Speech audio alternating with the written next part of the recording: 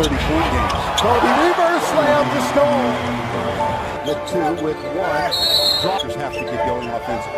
Kobe has been 38 points and 81-point game. Denied. Jackson by Scotty, who saves it. The other way, Brown.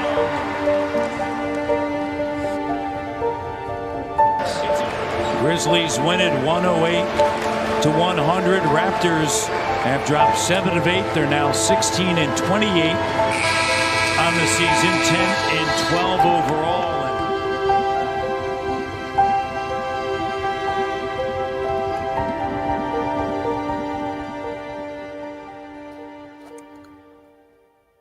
Oh man.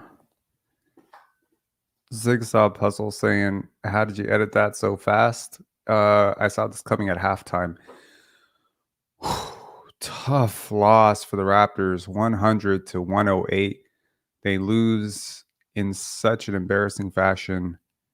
Let's try not to overreact, shall we? It's hard, right? It's really hard not to overreact. You do face a Memphis Grizzlies team that, by the way, you beat. You beat this Memphis Grizzlies team earlier to start this entire momentum, and you beat them with Ja Morant. And since then, they've lost Ja Morant, and this is in addition to the fact that they have already lost Steven Adams for the season. That's a starting center. The Raptors should know something about that. They're missing Jakob Poeltl, and this team came in without Desmond Bane and whooped the Toronto Raptors. If you're pro tank, this is a good day for you. If you're like me and you were hoping that this could be a resurgent, effort, a good game before this 3-day break in which the Raptors will hopefully have some time to just recalibrate after just the emotions of losing your franchise guy, your, marquee offensive player, your highest usage guy, and just trying to recalibrate what you're supposed to do. There were some good performances tonight. There were some encouraging stretches. There is some belief that this team would be a lot better with Jakob Poeltl, but ultimately, this was bad. You didn't come into this game losing. Vegas did not expect you to lose this game, but you lost it anyway, and you lost it in such an embarrassing way. The Raptors are very lucky that Joel Embiid's dropped 70 today because no one's going to care about this. Everyone's going to be talking about Joel Embiid. Even you guys are talking about Joel Embiid. But, wow. Unbelievable. Okay, Toronto Raptors education. You are one more tank away from getting banned. So just chill. This is a call-in show. Definitely call in if you would like. We're going to talk about the game a little bit here. First of all, let me share my screen. Okay, the Toronto Raptors get beat wire to wire pretty much. They do manage to win the fourth quarter if you want, and they played a lot better in the fourth quarter as well. Third quarter, Jack Armstrong thinking, hey man, like Xavier Tillman, that guy's trash. He's not skilled. He kept calling him not skilled. He's like, that's a football player out there. Well, that football player, he put a body on the Raptors tonight. He had 5 rebounds, 2 points, whatever. David Roddy, a guy who the Raptors were very interested in at the draft, actually. He drops 8 and 9 off the bench. He was a load to deal with in 23 minutes. GG Jackson. There's a lot of things about pedigree, high school pedigree, whatever. GG Jackson, one of those guys who was very, very highly ranked as a high school player. He goes to the Grizzlies in the second round, and he looked great tonight. Looked absolutely awesome. 7 points, 5 rebounds. He's been on a bit of a tear lately. Luke Kennard. Good game from Luke Kennard. 19 points. Vince Williams Jr. Did they play without a point guard tonight?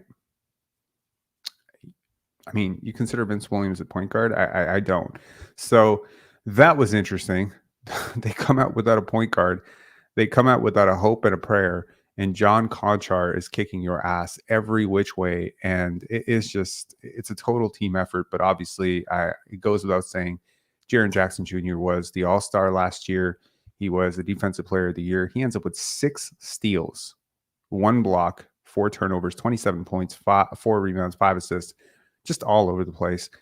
And it was just too much for the Raptors to deal with. I know that sounds crazy to some people, but yeah, he just presented so much length and so much size inside. And you might think, hey, man, he's not that big. It's not like he's 7 feet tall or anything. But, man, he plays 7 feet tall, and he was just all over the place defensively, and he just disrupted, blew up everything the Raptors wanted to do, turnovers galore. Let's look at the Raptors. This is probably the first time I've ever started one of these lives not talking about the Raptors first, starting about the other team first, because it was very impressive what they did. You know, credit to the Memphis Grizzlies coming in tonight, really undermanned on the road. Not really anything to play for on their season, but they had pride. That's a team that played with pride. The Raptors, they did not play with pride. There was a lot wrong with how the Raptors played tonight. Let's talk about the good performances, okay? I believe 6 blocks is a personal best for Scotty Barnes. He was awesome defensively, for the most part. Like he was really good. He was the only hope they had inside. 22 points, 12 rebounds, 8 assists, 6 blocks. If you're a fantasy player tonight, Scotty Barnes, unless you had Joel Embiid, Scotty Barnes probably the best player in the league tonight. RJ Barrett, 29 points, 9 rebounds. He really channeled his inner Maple Mamba late in the fourth quarter, jawing with Vince Williams. Don't do that. Don't do that. I think those two kids showed you something. You know, they really came in and they really showed me something at least. They showed that they had some guts and some pride. You know who didn't have guts and pride? A lot of their vets. Holy shit. Okay. Now, I was talking a lot about Grady Dick being a really good defender this game. And Eric Kareen was like, he just blew like 3 possessions. I get it. But I still am impressed with Grady Dick, despite his 0-point performance tonight on 0 for 1, 3 rebounds. I think he was good, man. He's trying.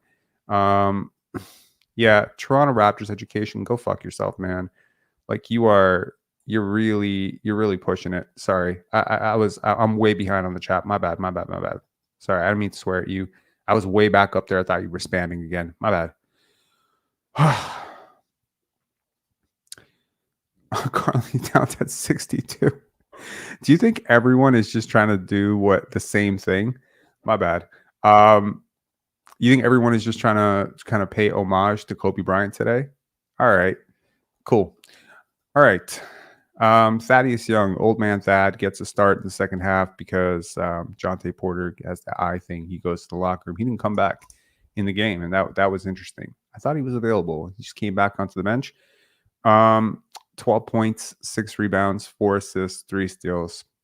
Box score says he was awesome, but honestly, he was really outmatched, right? He did his best, but man, some of their big guys, like they're big. Like Jaren Jackson, like you just got outsized tonight, right? They were just bigger across and they were faster to the ball. Like they were bigger than you and they were faster than you. Hard to win a game when the team is bigger than you and faster than you. Chris Boucher, just bad. You know what I mean? Chris Boucher, Bruce Brown, just bad. I don't know how else to say it. They were just terrible tonight. Dennis Schroeder, like he got to the rim. He got to the front of the rim, but man, he was ass. He was so ass. He was so bad. Like, I don't know how else to tell you this. He was so bad tonight. It was ridiculous. His numbers, his minutes have been going down. Now, you might think that's because the Raptors are leaning to youth. You know Darko Rajakovic. He would play him 40 minutes tonight if he was actually halfway good. He was not. Dennis Schroeder was terrible. Do you know the number of times this guy didn't make it down the court? Do you know the number of times this guy blew a defensive assignment? Do you know the number of times this guy fell and literally lay on the ground, staring up at God, praying for him to get traded? I'm telling you, the minute he signed that Tatum jersey, it's like something about this guy has changed. And maybe I'm seeing it different because I don't like him to begin with, but like it was not good. Let's talk about the starters. Okay, first time I've already broken 2 rules. First of all, I always start with the starters. If you're a frequent member of this community, you always know I start with Scotty and the starters, whatever. I'm working my way to it because I'm going to have to say a lot of bad things about players that I don't want to say bad things about. Immanuel Quickley, honestly, not much better. He was frigging terrible. He airballed an open 3. Like, what is going on with this guy right now? Layup after layup just missed. This is growing pains. I get it. He was a bench guard for the Knicks. He has come here, A lot of good moments, a lot of bad moments. There's going to be a little bit of high variance right now. I'm just saying, give him some time. He's 24 years old. Maybe need to put a break on some of that. I'd pay him 28 to 30 million. I myself am kind of calming my ass down on that a little bit. I'm pretty sure he's going to end up getting 22 to 25. So the more you lose, the worse he plays, the cheaper that next contract. It doesn't change who I think he's going to be, but tonight he was bad. Does that make sense? I have no doubt in my mind that this guy's still going to be an all-star someday. No doubt that the Raptors got a great player in Immanuel Quickley. I think he's going to be perfectly fine. I know he's going to work hard. I know he's going to get better from this. But right now, he is facing a completely different challenge. He has gone from playing with Isaiah Hartenstein and Mitchell Robinson and Julius Randle and Jalen Brunson and Josh Hart and Dante DiVincenzo. Yo, all of those guys would be starting for you right now. This is no joke. Every one of those guys would be starting for you. Quentin Grimes would be starting for you. I'm pretty sure Yvonne Fournier would be starting for you right now. There is like a real talent deficit on the Raptors right now, and it feels like it. Okay? Like there were times where Scotty is finding guys open for layups, and they are blowing the layups. Open shots, blowing shots. This is just a talent thing. I think your key pieces are fine. You just need to put pieces around them. Gary Trent Jr., 24 minutes. Not a lot, but nothing bad. I don't have anything really bad to say about Gary Trent Jr. I think his defense was kind of compromised at points, but nothing really bad. RJ Barrett, gutsy performance. Defensively, again, he is what he is defensively. Gets a little bit of tunnel vision sometimes, misses the open pass sometimes. Yes, all of those things are true.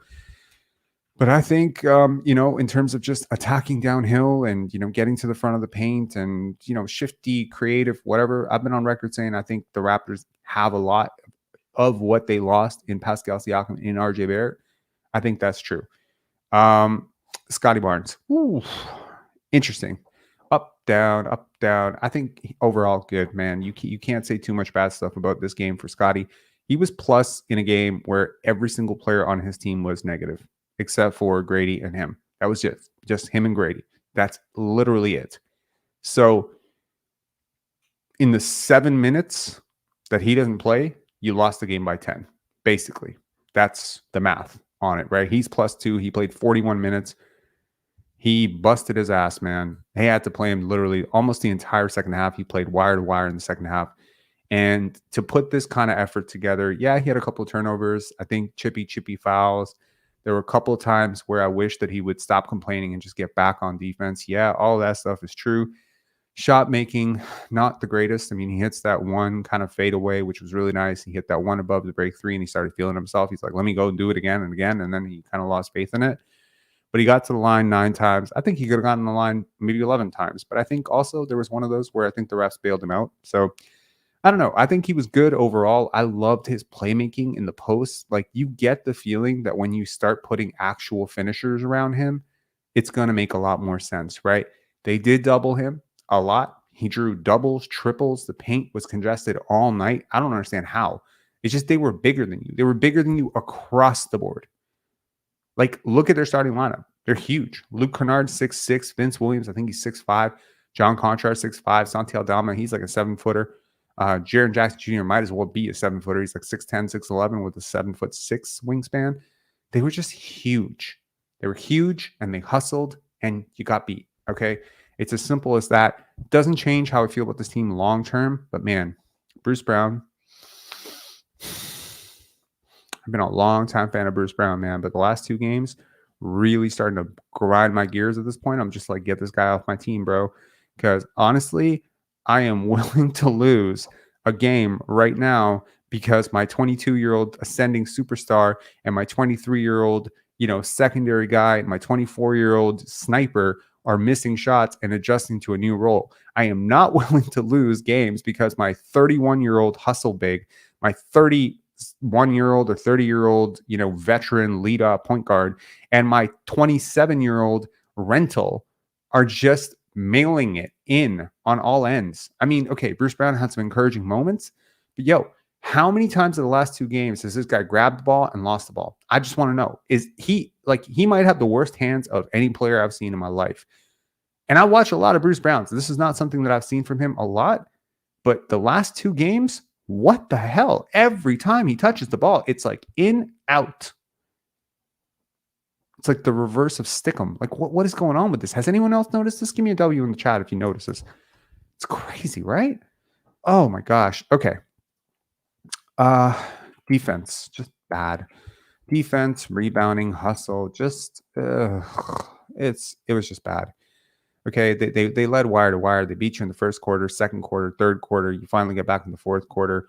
Let's look at team stats, and then we'll get to Coach Mo. And if you got something to say, you want to call in, you want to trade half the team, I'm for it tonight, man. The Raptors shoot 35% from 3. Certainly that wasn't the problem. They got to the line way more than the Grizzlies. That wasn't the problem. The Grizzlies killed them in terms of the possession battle. They got 19 offensive rebounds. This is one of those freaking simple things where you're just like, okay, if you just have Jakob Poeltl tonight, if you just had Jakob Poeltl the last 7 games, if he doesn't play on that sprained ankle that game and maybe he just gets back a little bit sooner, you probably win this game. You probably win at least 3 of these games. You're really feeling like, I talk about critical mass all the time, right? There's a critical mass of defense, there's critical mass on offense, there's critical mass on shooting. Everything is a team thing in sports, right? You could put Nikola Jokic with like 4 guys who can't defend anything, and he would lose every game. I promise you, right? Whoa, what's going on here? What's going on here? We got 2 super chats in like 2 seconds. Whoa, you guys coordinate on that? Zero sum. Hey, Pinsari, is there a way to check Scotty's elbow jumper statistics post Siakam trade? Yes, sir. Yeah, there is. You can do second spectrum on that one.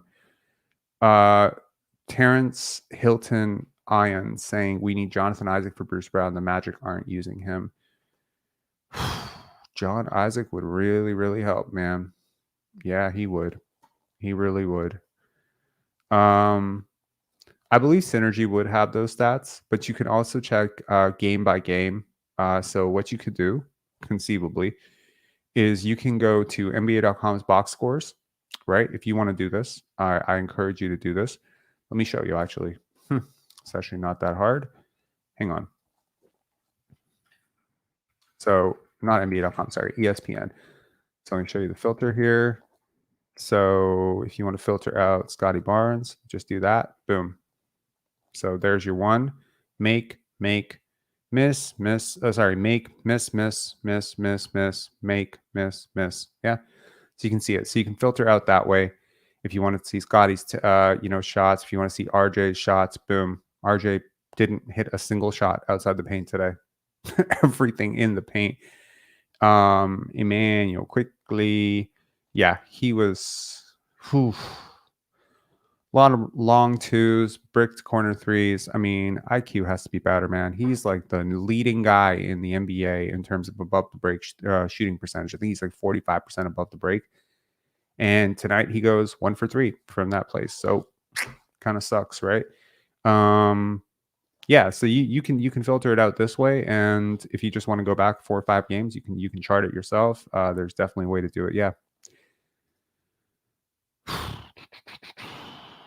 Thanks for the super chats, guys. I really appreciate it. Okay, yeah. So anything else that I have to say about this? Not really. Let's bring on Coach Mo. Coach, what up? Yeah, I want to say first, Porter is not a center. Barnes is not a center. Thad is not a center. Boucher is not a center. And yeah, I mean, these last couple of games could be summed up as you can't win if you have no center, and your point guard play is bad. That's tough. That's nearly impossible, even against a team like the Grizzlies. Anyway, shout out to Jaren Jackson Jr. Man, that guy's really good. Yeah, he's been awesome. He was awesome. Yeah, he was really struggling early in the year, to kind of create offense for himself and stuff. He's come a long way. I'm very, very impressed. I really like him. I like him a lot as a player. He always goes back to his left hand. Like, it's just, and there's nothing anybody can do about it. It's awkward too. Off the wrong foot. It's just so weird. The Raptors are playing so many defensive liabilities, man, right now. Immanuel Quickley right now, point of attack, defensive liability. RJ Barrett, point of attack, defensive liability. Everyone's going right downhill, right? Gary Trent. Gary Trent, defensive liability. Dennis Schroeder, defensive liability. Bruce Brown, defensive liability. Literally, there's not anything point of attack right now. Yeah, the way they're playing. All of these guys are guys who can serve as your fourth best defender in a lineup. All of them, right? Mhm. Gary, if he's the fourth best defender and your three best defenders are really good, like if your three best defenders are, let's see, Jakob Poeltl, Scotty Barnes, Otto Porter, like those three are really good defenders. So if you got those three guys and Gary Trent Jr. or Bruce Brown are your fourth guy, or RJ Barrett and Immanuel Quickley are your fourth and fifth guy, you're fine. But in this lineup, who is your best defender? Scotty Barnes, by far. You're already in trouble. Mhm. If your second best defender is Immanuel Quickley, like you're fucked. Like there's no way to put it. You're fucked. He's bad on offense. Hmm? And he's doubling down by being bad on the other end too. Oh my God, the turnovers were horrible. They were horrible. It was so sloppy. And By you the know, way, it's like there's like a hangover effect of this team right now. I feel like they're hungover. It just feels like there's chemistry issues. There's so many chemistry issues. There's like this is a team that just came out and mailed it. And you know what? Like, I mean, that's the most disappointing part about all of this is this was such a winnable game. You know, you're facing an undermanned team. If you punch them early, you're clearly more talented than them. You know? You know what's crazy? So it was like we're all waiting for the Siakam trade, and it's like, okay, we can now move on with our season. And now we have to wait for the trade deadline to really move on with our season. It's like, I just hope next year, Masai and Bobby put a team together before the season starts next year where people aren't walking around knowing they're gone, playing games. This is very important because the same thing happened last year and they did the exact same thing this year. I said it last year. I mean, like, you cannot have a locker room where four guys are like, I'm probably gone next week. You just can't have that. You can't have And that. I don't really care like what you're waiting for in terms of offers. Like, oh, we want to get one more pick. Okay, there's like a cost to like losing a season in which you didn't have to lose, a season in which you have no incentive to lose. Like, you don't have a draft pick. Nope. Oh my God. We might now because if we were going to do a We the North push, we would have won the Bulls game in today's game. Yeah. You know what I mean? Can I ask you a question? Would you give the Spurs okay, no. Okay. Would you give the Spurs the OKC pick in order to make the restriction on the pick top 2 protected? I don't know if they'd ever agree to that. Maybe they hate this draft and they're just like, you know what? Fuck it. We feel bad for you guys. You guys really fucked up here.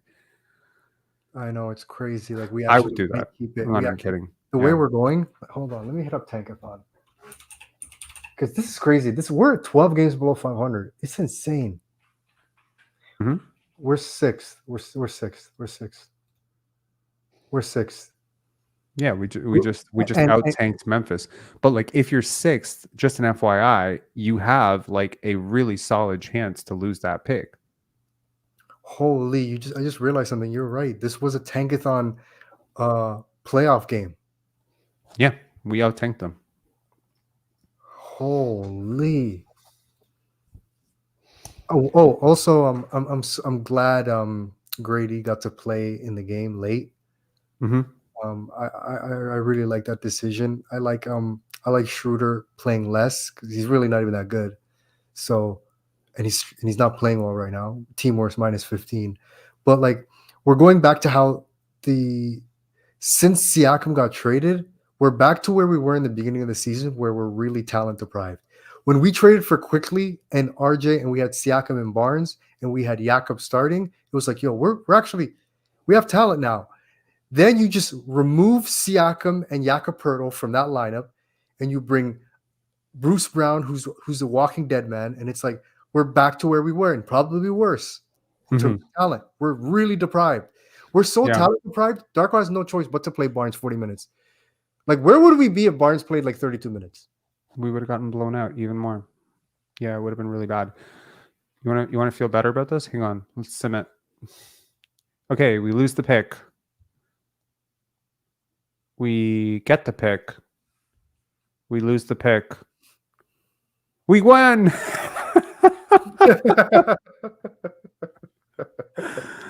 Oh my God. Okay. First of all, can we please get a like on this video for this being probably the most chill I could possibly be after a loss like this? I think I've lost my mind at this point. Listen, I don't know if it'll ever sit right with me that win streaks are green, loss streaks are green, and win streaks are red. I don't think that'll ever sit right with me. That is so weird. That is so backwards. Don't you get it? No, I get it, but I just hope. No, do you really get it? Losing is a good thing if you're on Tankathon. Get it? Yeah, no, I know, but it's So just green so- is a good thing. You associate green with good, red with bad. So it reverses it. Ask Detroit. Ask Detroit if it's a good thing. Bro, do you realize in this simulation, Detroit ends up with the 5th pick? Oh my God. That's the most underrated part about this is the Raptors just got a higher pick than Detroit. Oh my God. Is it too late for Cooper Flag to reclassify? Yeah, probably. Oh my God. How much Okay. better? How much better would we be right now if you just put in Jakob Poeltl and just Herb Jones and you dropped them on the team? Oh my God. We are a playoff team. That's the balance. That's what I'm talking about. The critical mass element of this, like people are gonna like. I don't even want to go on Twitter right now. I haven't been on in an hour. I don't plan to go on tomorrow. I'm working on pen dance shit for the next 3 days. I'm literally like, the only reason I'm pushing out lives as fast as I can right now is because we're on a heater with this channel right now. Like we are seriously like hitting something crazy on all channels. I don't get what's happening. Instagram's blowing up. Twitter's blowing up. YouTube is going crazy. I just did the analytics check. In the last 28 days, there's been, I think, like 97,000 hours of watch time. I did the math. That's 11 years. 11 years of watch time in the last 28 days. It's been crazy. So I've been doing a lot of that shit. But like, yo, I don't want to engage with the fan base too much right now because people are losing their minds. There's a lot of people who are probably going to be like, see, this is what happens when you trade Siakam, because they're like, yo, you could have lost this game with Siakam too. Trust me, he was not going to help that at all. No, he wasn't going to stop Jaren Jackson Jr. No, he wasn't. He's like, he might have made you win this game. Have you seen his rebound totals in Indiana? Come on. Yeah, exactly. Like 4 rebounds, 5 rebounds. I mean, just an FYI to anyone who's going to bring that whole like, oh, Pascal would have made a difference. Pascal's negative box plus minus in Indiana right now. Just chill, okay? Yeah, I feel better about this team right now, but it's just like it sucks because Jakob is out. He is out, and he does make the difference because that is the critical mass of your defense, right? Mm-hmm. Having Jakob out there, Jakob's your best defender. Like straight up, he's your best defender. Scotty and Jakob is enough to beat this team. Yes. It's not enough to beat the Clippers on Friday. I'll tell you that. So if Jakob comes back on Friday, it might make it like a 10-point loss instead of a 30-point loss is basically where I'm at, right? And the Clippers might actually rest some players too, right? I'm willing to forfeit some losses. Like if I had to make a deal with the devil, I need that Rockets W. I need it. I don't care. No, I need that Rockets dub. I need it. Dude, we are past petty rivalries with Fred VanVleet. The best thing he possibly could have done for this franchise is leave. The fact that he left is the reason that you are not currently trading like 3 picks right now at the deadline for Marcus Morris. Okay, just chill. Like, because I swear to God, I would not put it past this team. I'm more curious about what we're going to get back for Bruce Brown. Reports leaked today that the offer of the Atlanta Hawks, AJ Griffin, or yesterday, DeAndre Hunter, AJ Griffin, and a first-round pick was still on the table when the Raptors took the Indiana offer. Would you have taken the Atlanta offer? No, I'd take the one they took from Indiana easily. Really? Okay. Yeah. Help me understand. You don't like AJ Griffin? Or you think we're gonna get something very, very good for Bruce Brown, Mr. I can't hold on to the basketball right now. I wonder if Tibbs values guys who can grab the fucking basketball. You know what's weird? How was he so good the first game and then just forgot how to play basketball the last 2? I don't know, but something about, answering that question for the New York media, maybe he found out that he's not going to be here long term. Oh, no. You have to trade him. I think you have to. I think you have to be in asset accumulation mode because of you didn't get what you could have got for Siakam, you get nothing for Fred. So you're doing whatever you can to, you know, stack assets to right wrongs in a way, kind of, right? Like there's no point in sitting on Bruce Brown. I'd even get what I can for Dennis Schroeder. I'd get what I can for Gary Trent Jr. I'd get whatever I can for Boucher. Whatever you can get, sell everything that isn't, barbecue. Are you ready for me to give you a stat that is going to blow your mind? Okay, go ahead. All right. You sitting down? Okay. If the Toronto Raptors trade Gary Trent Jr. and Chris Boucher, do you know what happens? Think about the question for a second. If you give up, you give up. It's cool. I give up. Scotty Barnes becomes your longest tenured Raptor. Oh. Is that crazy or what? Give this video a like if that stat blew your mind.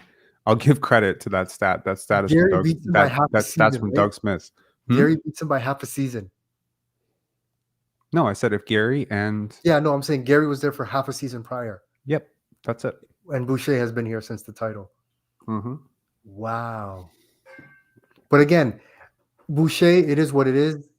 Gary, at this point, he's so one-dimensional. Like, he can just go, honestly. But the one dimension he does is one thing no one else in your team can do, which is hit shots. Yeah, but when you're one-dimensional, you can't be inconsistent with the one thing you're paid to do. Dude, shooting variance is a thing. Like Terrence, Hilton, Ions. Darko's not a good coach. Dude, like how do you want bro? Like, okay, let me give you a beautiful nugget. It's a beautiful quote. It was from I was on a Twitter space the other day and somebody said it. Now I wish I could remember the person who said it because it was a beautiful quote and it was hilarious too. He said, "If you can't handle me at my Thaddeus Young is my starting center, then you don't deserve me at my Scotty Barnes as an MVP." Mm-hmm. Get it? If you can't handle me in the worst, you don't deserve me at my best. Yeah.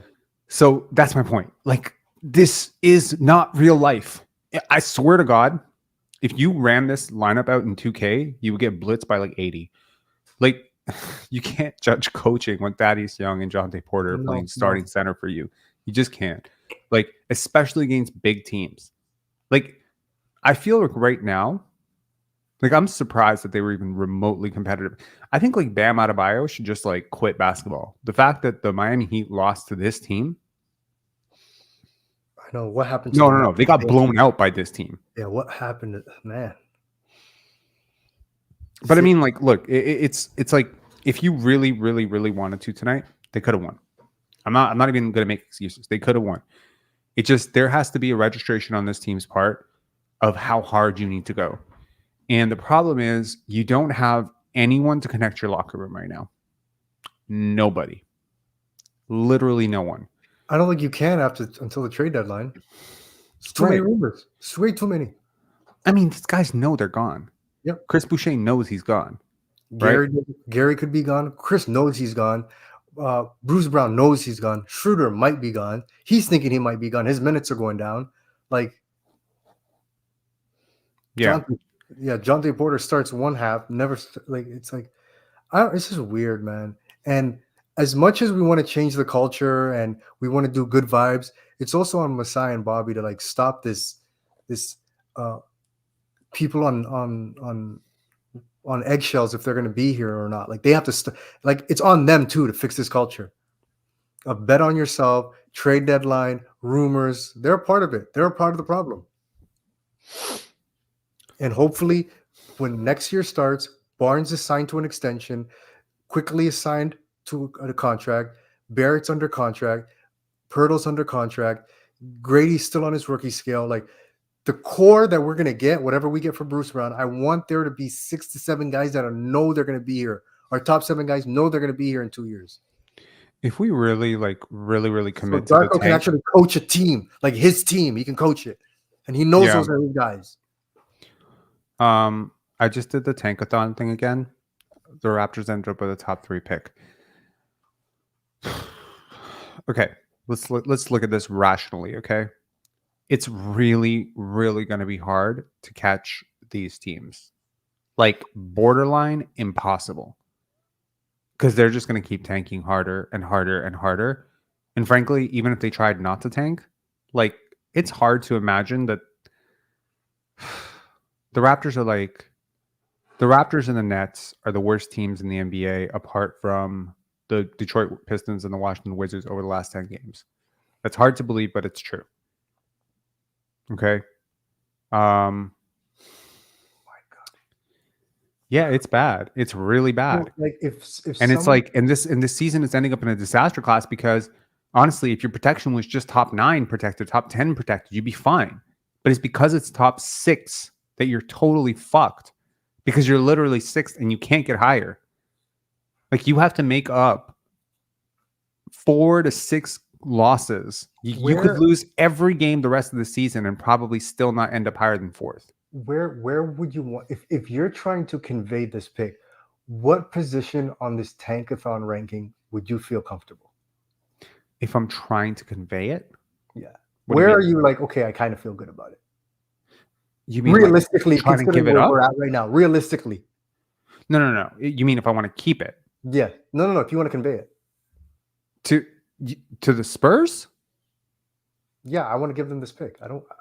Bro, you don't want a top 6 pick in this draft?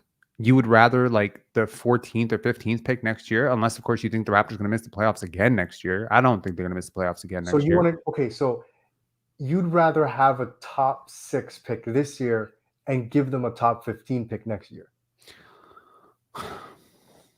You're right, because there's a chance you could be in this exact same mess again next year. And then what do you do? And now you're like, oh my God, are we about to give up an even better player and an even better draft? I get it. We can't even make trades. Forget that. If something comes available, like we're still in limbo with the Spurs pick. Dude, I would literally right now, the stupidest thing is like I would give up everything we got for Pascal Siakam just to get back everything we gave up for Jakob Poeltl. Is that crazy? Just to get those picks back. We gave up more. If you consider the loss, Thaddeus Young and Jakob Poeltl, the Thaddeus Young. If you combine Thaddeus Young and Jakob Poeltl, did the Spurs get as many assets from us as they got more? It's crazy because that the 2024 pick is worth like this. The pick we gave for the Spurs is worth more than all 3 2024 picks that we got back. Let me just put it this way. If the Spurs end up with the 7th pick, right? Let's just forget the Spurs. Let's just say any team ended up with the 7th pick in the 2024 draft. Ask yourself the question. Have you ever seen a team trade pick 19, 29, and 31 for pick 7? No. Right? It doesn't happen. Usually if you want to get 7, you're usually giving up like 13 plus 2 future firsts or 13 plus like a really valuable first. You don't get to move up that much in the draft with late first round picks. So technically, not to depress Raptors Nation right now, but yes, the Spurs managed to get more out of you for Jakob Poeltl than you managed to get out of the Indiana Pacers for Jakob Poeltl. Sorry, for Pascal Siakam. Mm-hmm. The only slight alteration being because the salaries are such, if you can get an extra pick for Bruce Brown, then it edges in your favor. But even the fact that we're having this conversation, it makes it so fucking ridiculous. The jury's still out until Bruce gets traded, but it's also out until you convey this pick. So if you end up conveying the 11th pick, maybe it's not as bad. But if you end up conveying the 7th pick, it's bad. It's like really bad. Now the rumors are the Raptors want a first round pick and a quality player for Bruce Brown, which seems. Does that seem reasonable to you? Huh? Does that seem reasonable? The Raptors want a first-round pick and a quality player for Bruce Brown. First-round picks are not built equal. So clearly, okay, yeah, a late first-rounder. Okay, dude, at this point, I feel like I'm just going to sit here all night and just do this. Oh, my God. Hey, we've only lost the pick twice, okay? I've done it like 10 times. We were according to this very anecdotal, totally mathematically insignificant, trial that I'm doing right now, the Raptors are just as likely to get a top 3 pick. Look, number 2. Yay, number 2. You know what they're going to say now. Number 4. What? Yo, number 4. Oh, fuck, number 8. You know what our dumbass media is going to say, right? What are they going to say? They're going to say, we got the 3rd pick. We got this good player. What can we get for him? What if we package it with Scotty? Can we get Anthony Edwards? I don't know, something stupid like that. Yeah, I don't know. You are right though about I remember you talking about how this fan base is kind of oddly toxic towards Scotty.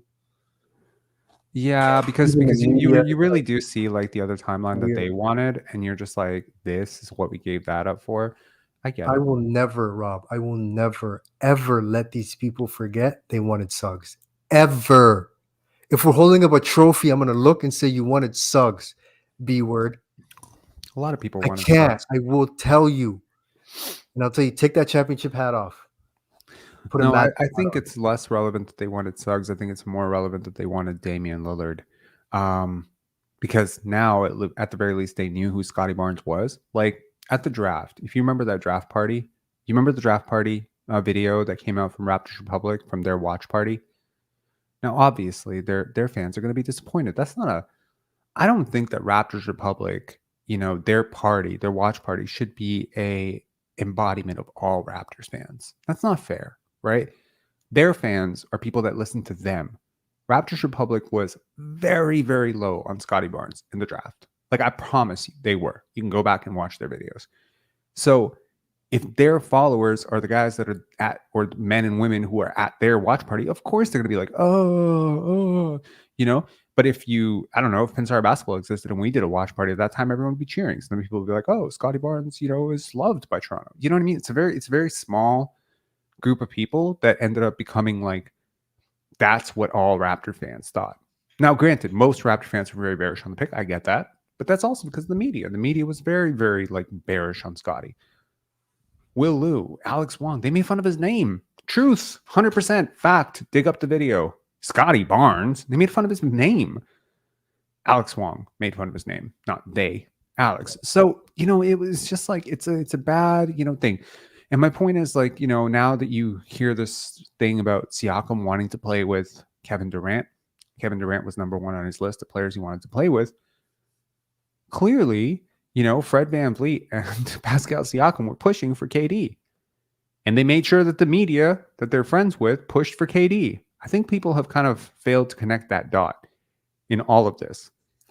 And what was funny was everybody, like, let's say Fred, Pascal, the media, everybody but them knew at the end of the day, Scotty's the only one that's going to be here. When they burn it down to the ground, scorched earth, Scotty will remain standing. It's a losing battle. Either you embrace him or you're gone. Now, everyone won, I guess, right? But it's like, it's not happening here. I don't know what delusive grandeur they thought, but I think it's like, if you're Fred and, it's not uncommon for a person to be traded after a strong rookie season. Charlie Villanueva had a really strong rookie season. We traded him for TJ Ford literally the next year, right? It's not uncommon, right? Mm-hmm. So I think when Fred and Pascal probably saw Scotty, they were like, this guy's a really cool role player. He really set a lot of good picks for us. He really exceeded expectations. He won Rookie of the Year. But then when Kevin Durant became available, they were just like, oh my God, we're going to get to play with Kevin Durant because these idiots in Brooklyn want Scotty Barnes. They want Scotty Barnes and OG Anunoby and Gary Trent Jr. We're gonna do this. And I think the media was very, very. That three was not going to win a championship.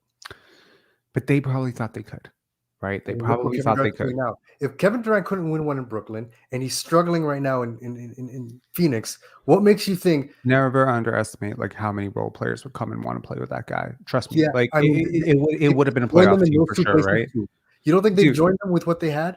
I get it, but you know what? A top 5 guy in your media market, like it's a big deal. Okay. Like I promise you, Kevin Durant alone pulls more audience than pretty much every player on this team combined. Mm-hmm. He's a big deal. He's a top 20 player of all time. You get him in your market under contract this time. It wasn't like a situation like Kawhi. It was a rental. He had like 3-4 years on his contract. Seeing him right now? He just dropped 40 on Pascal yesterday. Yeah. You would have had that guy on your team for 3 years.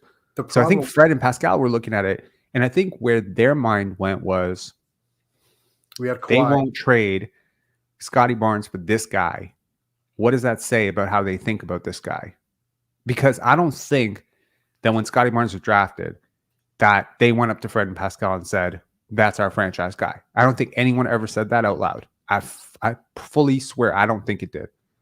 I think it was just wait and see. Let's see what happens. But when they held about the KD talks, I think when that reporting came out from the Brooklyn side, which I completely blame Brooklyn for all our bad vibes last year because they started this, in my opinion. The Raptors don't leak shit. But the fact that it got out there, Scotty had to answer for it, right? How do you feel about being the only guy that they wouldn't? And he's like, well, I guess I feel good, right? But then you're looking around and you're like, okay, was Pascal available in that trade? Do you think they prioritize him over him? Whoa. Do you know what I mean? Do you think all media markets would have asked their young star that question? How do you feel about being the only one not in trade talks? I have no idea. That's a loaded question. But consider. Okay, so here's the other side of it. Like I think like you need to like really really think about this. If you trade for Kevin Durant, what are you signaling? We're going for it. Exactly. If you're holding Scotty Barnes out of it, what does that mean? Do you know what I mean? Like you're on two timelines now. That you believe that he can contribute fast enough that he's going to rise to that level that quickly, or that he's that valuable you wouldn't move off of him? You can think of it two ways. One way is, yeah, you believe that much in Scotty. The other way is you don't believe in Pascal and Fred. If Pascal and Fred were those guys losing in the second round, yeah, you could trade Barnes. Because if I'm going to trade a blue chipper who just won Rookie of the Year and had all this potential, and he's looking like Kawhi 2.0, Kawhi with a playmaking skill set, I could potentially trade him if I believe in the other two guys and they were taking us somewhere, right? Mm-hmm. But it's like you guys were crashing into a brick wall in the play-in or the first round, and it's like I'm not betting the house on you guys, and on a guy who's about to be who's going to be 34 and has a long injury history. I'm not betting on that. Yeah, and they're gonna want every first round pick and swaps. You want to be the Suns right now? I'd rather be us right now than the Suns. No, I get it fully, but try to understand it from like the player's side. Like if you're Pascal Siakam and you're hearing this, you're like, I didn't know they felt that way about him. You know what I mean? If you're Fred, you're thinking the same thing. Those guys came into the season, same mindset. Like, oh shit. Like this is going that way. Jack Armstrong's talked about it a lot. He's like, I think all those guys, they looked around. They were like, oh, this is going that way. And Scotty, for his part, he kind of had a weird situation too. Think about it mentally from his side. Yeah. The better I play, the more of these guys they're going to trade away. Right? Because if he doesn't come out and play this well, they probably don't trade these guys. Isn't that weird? But it's true. Because the way he played, as Dwayne Casey said, you told on yourself. You came out for 35 games and played like the top 10 player in the league. Like he was top 10 in box plus minus, top 10 in value replacement, top 10 in EPM. He was top 10 in everything. So you're showing me that if I put competitive teammates around you, that you can be the guy. You can be a guy on a decent team. You know what's crazy? Go ahead. Because when I said Masai and Bobby were culpable for this, it's like it was unintentional, but it was like all these people, like the bet on yourself, Nick Nurse, I want to get my guys paid. And it was the two different timelines. And then last year, the trade rumors, Scotty not being traded for KD, and it was like the young guys versus the old guys, like that rift. It was like it was unintentional, but they just created such a toxic place, and they didn't mean to do it. You know what I mean? Mm-hmm. Yeah. It was crazy. It was just a. You remember that video that I made of the winners and losers of Fred VanVleet trade? Or the signing? Do you remember my winners? Scotty Barnes. Yeah. Darko Rajakovic. Who else did I say? Alperen Şengün, because he's going to have a pick and roll partner. Who are my losers? Jalen Green. I don't want that guy. I don't. And if we do get him, because it's like, what are we going to give up to get him? Because you talked about Herb Jones. You said you think we have to give up all the picks we got from the Indiana trade. Mm-hmm. Rob, will you give away Bruce, Dennis, picks for? You can't even do this. So, like, basically, Bruce cannot be combined in a trade. But I just want to clarify for anyone out there who's doing, their Bruce Brown trades. He can be okay. So let me just explain this so that everyone has like a clear idea of how Bruce Brown can be traded. here are the stipulations to how Bruce Brown can't be traded. Bruce Brown cannot end up on the same team in the same deal as another Raptor. That's it. That's the only restriction. That's literally it. You can attach picks to him. You can add a third team, a fourth team, a fifth team. You can do whatever the hell you want. The only stipulation is if Bruce Brown and Jordan Nwora, or Jordan Nwora and Chris Boucher, or Bruce Brown and Dennis Schroeder, or Bruce Brown and Scotty Barnes, those two guys can't end up in the same deal. Their final spot in a trade cannot be the same. That's it. That's the only thing. Which means, yes, you can trade Bruce Brown and Chris Boucher in the same deal, but they have to go to different teams. That's it. Well, like I was saying, you think we have to give up every pick Hmm? you think to get Herb Jones, we'd have to give up every pick we got in the Siakam trade? I just feel like if that weren't the case, why wouldn't the Sacramento Kings just trade for Herb Jones? They'd be stupid not to. Trade Kevin Huerter and 2 first-round picks. Boom, you got him. You have to beat that offer, right? Why can't I mean, we- unless of course New Orleans is like one of those petty teams that's just like we're not going to deal they're not going to deal with Western Conference teams. You don't think they would accept an offer of Bruce Brown? We take Herb Jones and Larry Nance, right? We'd give them Bruce Brown, and we'd also give them the Indy 2026 first and the best of the first we're going to get this year. Wait, say that again. Our best. So it's only 2. Our best first round pick in 2024, whichever one is the best, and it might be the one we convey. The one we keep our own, it might be our own, and then the Indy first to keep it to 2 first round picks. So they'd be gambling. They'd be kind of gambling that if they win big, if we keep our pick. That's what they're betting on. Yeah, Mel, I would not overpay for Herb Jones. How much does he really move the needle? I'm not sure. Oh man, have you watched him play? Mm-hmm. You know, here's the thing. This is going to be weirdly passive aggressive, but I'm just going to say it. It's okay to not have an opinion about things you don't know about. That's cool. You know, my girlfriend, she was telling me the other day that it doesn't snow in Vancouver. I got so upset. I don't know why I got so upset, but I was like, bro, are you fucking kidding? I was like, of course it snows in Vancouver. What are you talking about? And then I had to Google it for her. And it shows that it's 13 inches a year that it snows in Vancouver. And she's like, oh, shit. I'm like, why did you feel the need to say that? Like, why did you have to have an opinion about it? And she was so defiant. She's like, no, it doesn't snow in Vancouver. I'm like, what are you talking about? It's Canada. Of course it snows. It doesn't snow as much as here. So it's like, I'm just saying, like, we don't have to have an opinion about everything. I don't have an opinion about rugby. I don't have an opinion about hockey. You don't have to have an opinion about Herb Jones. If you've never watched Herb Jones, don't have an opinion about Herb Jones, Mel. It's okay. Our starting lineup, now it's like we're bigger, right? You just put RJ at the 2. By the way, shout outs to RJ. That dude, when you need a bucket, you need a tough bucket. That dude, I swear to God, he like when he'd had his playoff success last year after he had like a horrible first couple games, you can just see why he thrives. Yeah. That dude, he looks like he'd play well in like Rucker Park, no referees. Like he's getting to the basket and he's putting his head down. He's tough. He's tough for sure. Yeah. Oh man, I'm very curious to know what Darko Rajakovic is going to say today. Probably another, like, I hope he channels all that energy that he had for the referees to his own team, specifically his veterans. Do you think even the most pessimistic of Raptors fans at this point thought we'd be at this point of the year we'd be 12 games below 500? This is territory very few have predicted.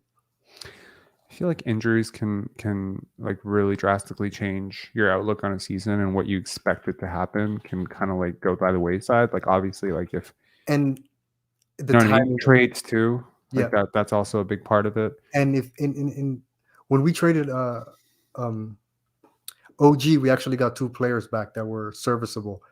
The Siakam trade right now is looking like we just gave him away because whatever we got are futures. So we're it was like I think fans, not fans, I think teams understand that Bruce Brown is a valuable player, even though he's not playing like one for us. like I do believe like teams understand who he is and the fact that, you know, if he's going to get traded in the East, he's kind of just playing for the competition at this point. Yeah, I don't know. It's just weird. It's weird vibes, you know, with this team. Like it's just been, I don't want to say like weird vibes. It's just like every loose ball, you get beat to every loose ball, you get beat to The every rebounding in rebound. that fourth quarter was crazy. So many people standing there watching. It was like one Raptor fighting against 3 Grizzlies, Yeah. right? And then the rest of them spectating. Yeah. Keon vote Scotty All-Star. All-Star voting has closed. And I can almost say with almost all assurances that Scotty Barnes is not going to be an All-Star. Oh no, bro. I was voting. He Rob, deserves it. I was But- voting. I had 4 accounts. Okay. I was Yeah. voting. Bro, when I saw the first returns, I couldn't believe. Well, obviously my 4 votes a day, and on doubles I was doing triple I was doing 12, but it was like, and then I saw second returns. I was like, yeah, it's not happening. Yeah, I kept voting till the last day. I voted. His mom continued to post about it every day on my timeline. I see You it. think we can hit top 10? Vote. We can hit top 10? You think we could hit top 10? Top 10 what? He can show up in the top 10 votes for Voting is over. No, when they tally the votes for third returns. Well, here's the thing. Raptors social media, what the fuck were they doing the whole time? They were saving up all of these celebrities for like the last day? What the hell is that? It was almost like you shamed them into doing it. I did, actually. I blasted them routinely every single day for like 3-4 days. And what are you guys doing? What are you guys doing? And then when Pascal Siakam got traded, that's when they felt comfortable doing it. It's almost like they didn't want to. And even then, you could tell like they were like almost like old videos or something, because it was like they were holding on to them. It's like someone dropped the ball or something. You know what I mean? Like, there was a social media manager who was supposed to put all these videos out, and they were just like, "Oh fuck, we were supposed to do this the whole time. My bad. I thought I was supposed to do it on the last day." Because you had all these vote North over everything, baby. I'm sorry. When Fred VanVleet, we didn't do vote North over everything. Pascal Siakam, we didn't do vote North over everything. Why is Scotty Barnes named North? I mean, clearly he's the only All-Star on this team. I did not understand that at all. Fred's campaign was basically Barack Obama's campaign. Fred's? Yeah, it was basically Barack Obama. Yes, we can. Yes, we can. It was like, oh wait, that image that has the Barack Obama yes we can filter, that people used to use. Yeah, that was Fred. But before I'm gonna head out, but I just want to say I want one more guy on the trade deadline. Ideally, I want one more core piece that stays with this group. And I want in the summer, I just want to watch videos of RJ and Quickley and Barnes and Grady and this mystery 5th guy we can get with the picks and Bruce to just be in the gym with Darko, and we could have a solid 5-man core. Because great Trent ain't it, Boucher ain't it, Schroeder ain't it. Mm-hmm. Like I'm just done with the people. Like the people we were screaming at to start the year, I just want them all gone. Precious is gone. What's his name? Malachi's gone. I want Boucher gone. I love Trent, bro, but he gotta go. He gotta go. Your time has run out. You cannot be solid, scrappy defenders who move without the basketball and can shoot. It's really not the hardest player type to like go for, but like somehow it's eluded this team forever. And they don't know how to get this player. On Gary Trent's, for Gary Trent, it's going to be hard for you to be in this league for a decade plus if you're one-dimensional. And the one thing you do one-dimensional, you do it on and off. And if they ask you to go to the bench, you just struggle mightily. Like, make that make sense. Because if we're actually a good team, Gary's not starting for us. I hate to say it, but like these are young players. They're being probably moved into a different situation very soon. You know what I mean? Like it's not going to be. If Gary Trent, if we're having conversations of start Gary next year, we suck. I empathize. I mean, like I realize what you're saying, and yeah, like you have a good point. Like he should be better and all that stuff. But at the same time, like, I also empathize with the fact that, like, you know, he's been jerked around a lot, in and out of the lineup, like starting, not starting, whatever. And that's part of being a pro for sure. But he's also in a contract year. He might be moved. He's hearing all the rumors. Like, he's 24 years old, 25 years old, whatever. I think he's done a serviceable job when he's been out there. I also don't think, like, you're expecting this guy to carry your offense. I also think, like, who's generating your offense at this point? You know, Scotty Barnes, like, he caught a rhythm late. Like, I loved the post passing from him. It was awesome. Like, really, really. Imagine if the guy who he was passing it to was Nick Claxton, who's just throwing those down. Yeah. Instead of old man Thad, right? Who sometimes looks like he trips over his own legs. Yeah, no, I agree. But, like, I mean, also, like, Thaddeus Young, what are you expecting from him too? Was Otto Porter available tonight? And we're just not playing him because he was available last game and we did not play him. Where is Now, that? I need, like, answers to, like, why Otto's not playing if he's available, because we played Thaddeus Young. And it's just like, at this point, it's like, I get it. Like, it's you know, durability, whatever. But, like, man, like, yeah, and you might have a suitor for him too. But, like, what message are you sending to your team right now that you're just basically going to tank the season? You know what I mean? Like, are you willing to tank the season? Like, I don't know how to explain it, but yeah. Do you think it'd be a good idea to get Nick Claxton? Because it's like he's an unrestricted free agent, right? So why can't you just get him in free agency? Yes, but then are you going to pay him and Jakob? Does that seem reasonable to you? Dude, right now, I'm, like, pretty sure Jakob Poeltl probably has the same trade value after, like, how bad the Raptors have been without him as Shaquille O'Neal in his prime. You're open to seeing what you can get for him too, right? Anybody that's not the core four, which is Barbecue and Grady, right? Okay, here's the thing. If we trade Jakob Poeltl, I want Bismack Biyombo signed the next minute. Actually, I don't know why we haven't signed him right now. Yeah. Unless, of course, they're communicating to me that they're tanking this season. Like, I cannot understand having Kyra Lewis, Jordan Nwora, all these guys. Like, you're really telling this team, we don't care. We don't fucking care. Go out with, or they're telling them we really believe in Jonte Porter, which I do. And I get it. And he needs reps, but, like, get him reps off the bench against the bench bigs. He has been thrust into the starting lineup playing some of his, like, these are his first NBA games. Right? Mm-hmm. So, I mean, like, I think did he play with Memphis? Or he played with their 905. Sorry, he played with their G League team. I don't think he's played in the NBA. I think these were his first NBA games. And I mean, he's had good moments. He's had some really good moments, right? But as scouting reports adjust on him, he's not the most physical guy. He's really not. He, like, shies away from physicality. And he can't finish through contact. That's also, yes. Yeah, that's definitely a fair charge. Mm-hmm. He does not finish well through contact, and it's just every big is just going to work. Like, I don't know when the last time Vucevic ever went to work on us. Like, he usually struggles against us on our former iteration with the length and speed. Like, he never really did well. And the last game, he was Kareem Abdul-Jabbar, basically. We have no bigs. Yeah, no, I agree. It's tough, man. It's tough. Like, you want this team to do well. You want them because they don't have the incentive to tank. It's a bad draft. Blah blah blah blah. Someone said we're in no man's land. Would you agree with that? I think last year.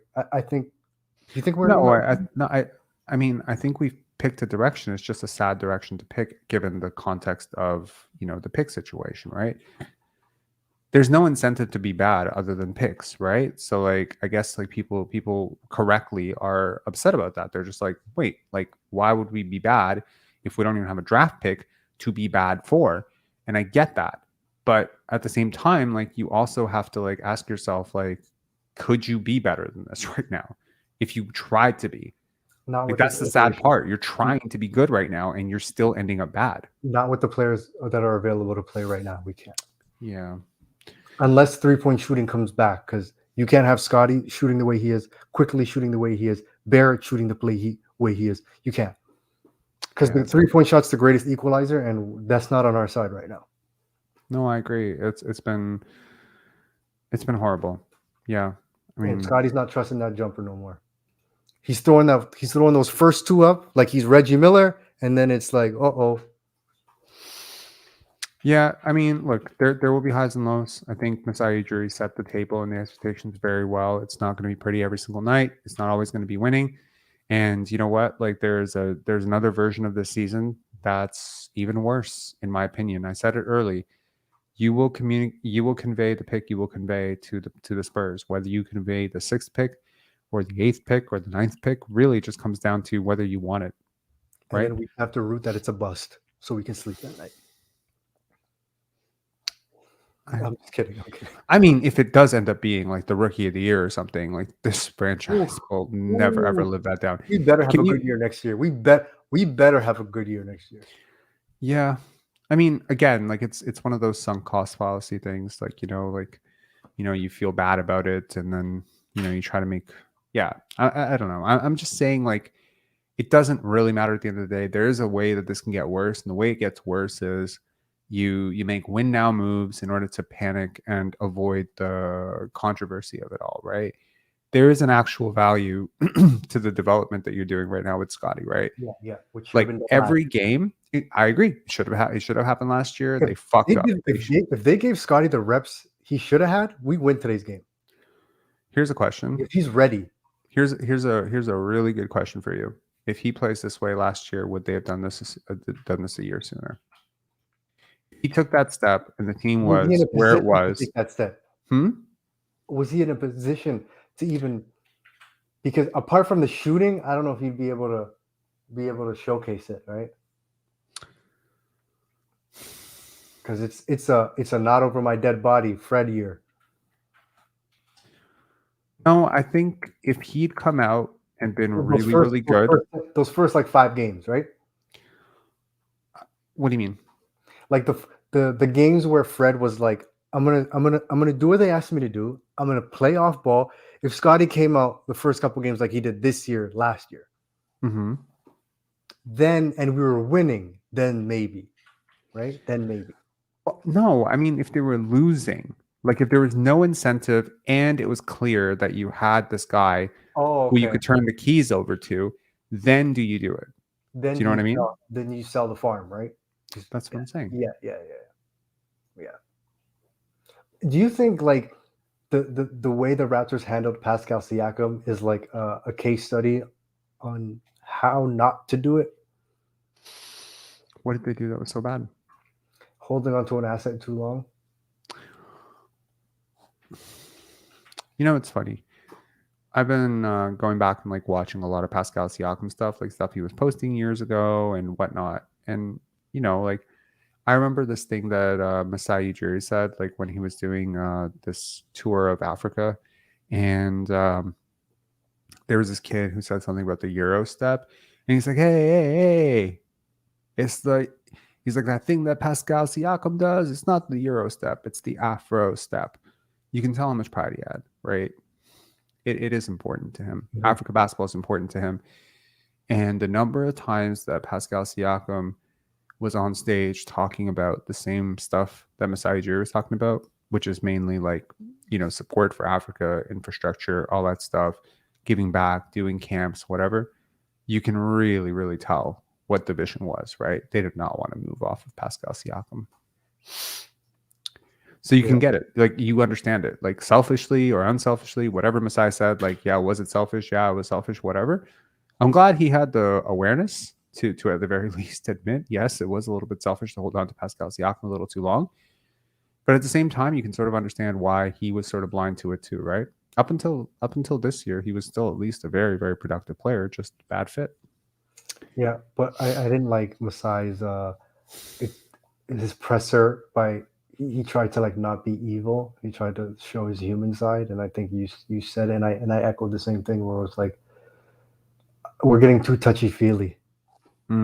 Right? It's like I think it was just I don't even think it was like fully genuine, and I don't want to catch any more flack for that than I already have. But like I don't think it was even all that genuine. I just think that it was a means to control the narrative and the counter narrative that was out there, which is that basically he was just this cold asshole who just ghosted him.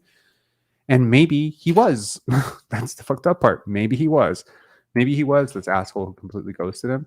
And this is contrition, and this is trying to get ahead of it, because I can tell you right now, who was not mentioned in whatchamacallit, in the guy's post in his OG, Players OG. Tribune article. Yeah, Masai. He was not in it. Oh, it wasn't, huh? Nope. By the way, I am Toronto. This is that, and I never thought about playing for another team. It's like, dude, you thought about playing for another team for a year. So did your agent. Like some of it, I was kind of rolling my eyes at, and I I was don't like, know. I don't know about that. I think he wanted to stay here. I think he of course you wanted to see- stay here, but I never thought Supermax. about playing anywhere else. Yeah, you did. There are things that people The say last on couple of months, for sure. Bro, not everyone is going to be you, man. Like there are things that people say on camera. There are things that people say off camera. There's things that people say to protect their brand and whatever. I don't know Pascal Siakam. I'm not going to pretend to know, but yeah. Anyways, I would love to get to the post game interviews. Unfortunately, it's just not downloading. So yeah, I mean, it keeps going to the 360 version. So I'm gonna try to download that. But yeah, any final words, man? Yeah, we need to take the in-season tournament serious next year. I just randomly remembered that, and I'm just sick to my stomach. We just threw that in the trash can from the jump. We could have won so much vibes. Like we could have been like the Lakers. We could have Like, been you know like how the much Raptors versus development- Lakers, and then we would have collapsed. Do you know what this team could have done, or would have? Well, do you know what the doubling down that Masai Ujiri and Bobby Webster would have done if we were actually good in that tournament? Shit, you don't even want to know. Oh my They god! would have hung on to this core for the rest of their lives. Like, just don't even entertain it. It's a good thing we didn't. It's fine. I need Herb Jones or OG on this team pronto, please. Yeah, Please. yeah, that would be really good. All right, man. See ya. Okay. While we wait for that to download, I'm gonna bring on Lane as well. Lane, what up? Yo, what's up? Not too much. That was Yeah. bad. Yeah, it was. I mean, RJ was cool. Scotty was cool. That's about it. Yeah, pretty much. The only thing, and I wish someone would talk to Scotty about it, is I hate when someone's driving in the lane and he goes to like act like he's gonna take a charge, because I feel like he gives up so much wingspan and length. And like tonight, someone finally took advantage of it where they just passed under his arms and like they got a backdoor basket out of it. I wish instead he would just get bigger instead of get smaller. Like I get the concept and I get you're trying to throw him off guard, but I don't know. Maybe that's just a coaching thing for me. I just wish he would get bigger, because it's like, dude, your wingspan's like 7 feet long. Like that's like you could take away the whole 7'3". yeah. 7'3.5", actually. Yeah. You could like take away the whole paint from the guy. I mean, that's it. I mean, other than that, like, what do you expect him to do tonight? Like, play Superman? Bro, he might as well have been Superman. He had 6 blocks. 6 blocks. Yeah. There were some drives though where it's like, okay, Jaren should not be getting by you that easy. Like, I understand him backing you down, but like driving by you. But also, it's like, okay, well, Jakob's not back there. We have either Thad or we have Jonte Porter back there. So like, I understand if Jakob's back there, it looks a little bit different at least. I mean, How big a size difference do you think there is between Jaren Jackson and Scotty Barnes? Oh gosh, Jaren's like 7'1", isn't he? Nope. Is it the same? They're almost the same height. That's the point. Jaren looks huge.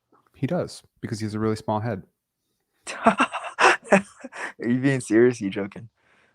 Of course I'm being serious. Really? It's the same reason that RJ Barrett looks so tall. I see it. Okay, you've seen RJ Barrett and DeMar DeRozan stand next to each other, right? They're the same height. They're the same height. They look totally different heights because DeMar has a bigger head. It's just like the aesthetic feel of it, right? Like sometimes when you see a person with a really small head, like Kevin Garnett, you assume they're like 7'4", but they're not. Okay. Yeah, I see that. I see that now. Yeah. I don't know. There's just not much you could say. Our leaders, which are vets at this point. Oh my God, recruiter dude, we are officially in the Detroit Pistons territory of the woods at this point. When do you think we will get our next win? Wake me up after Penn Dance.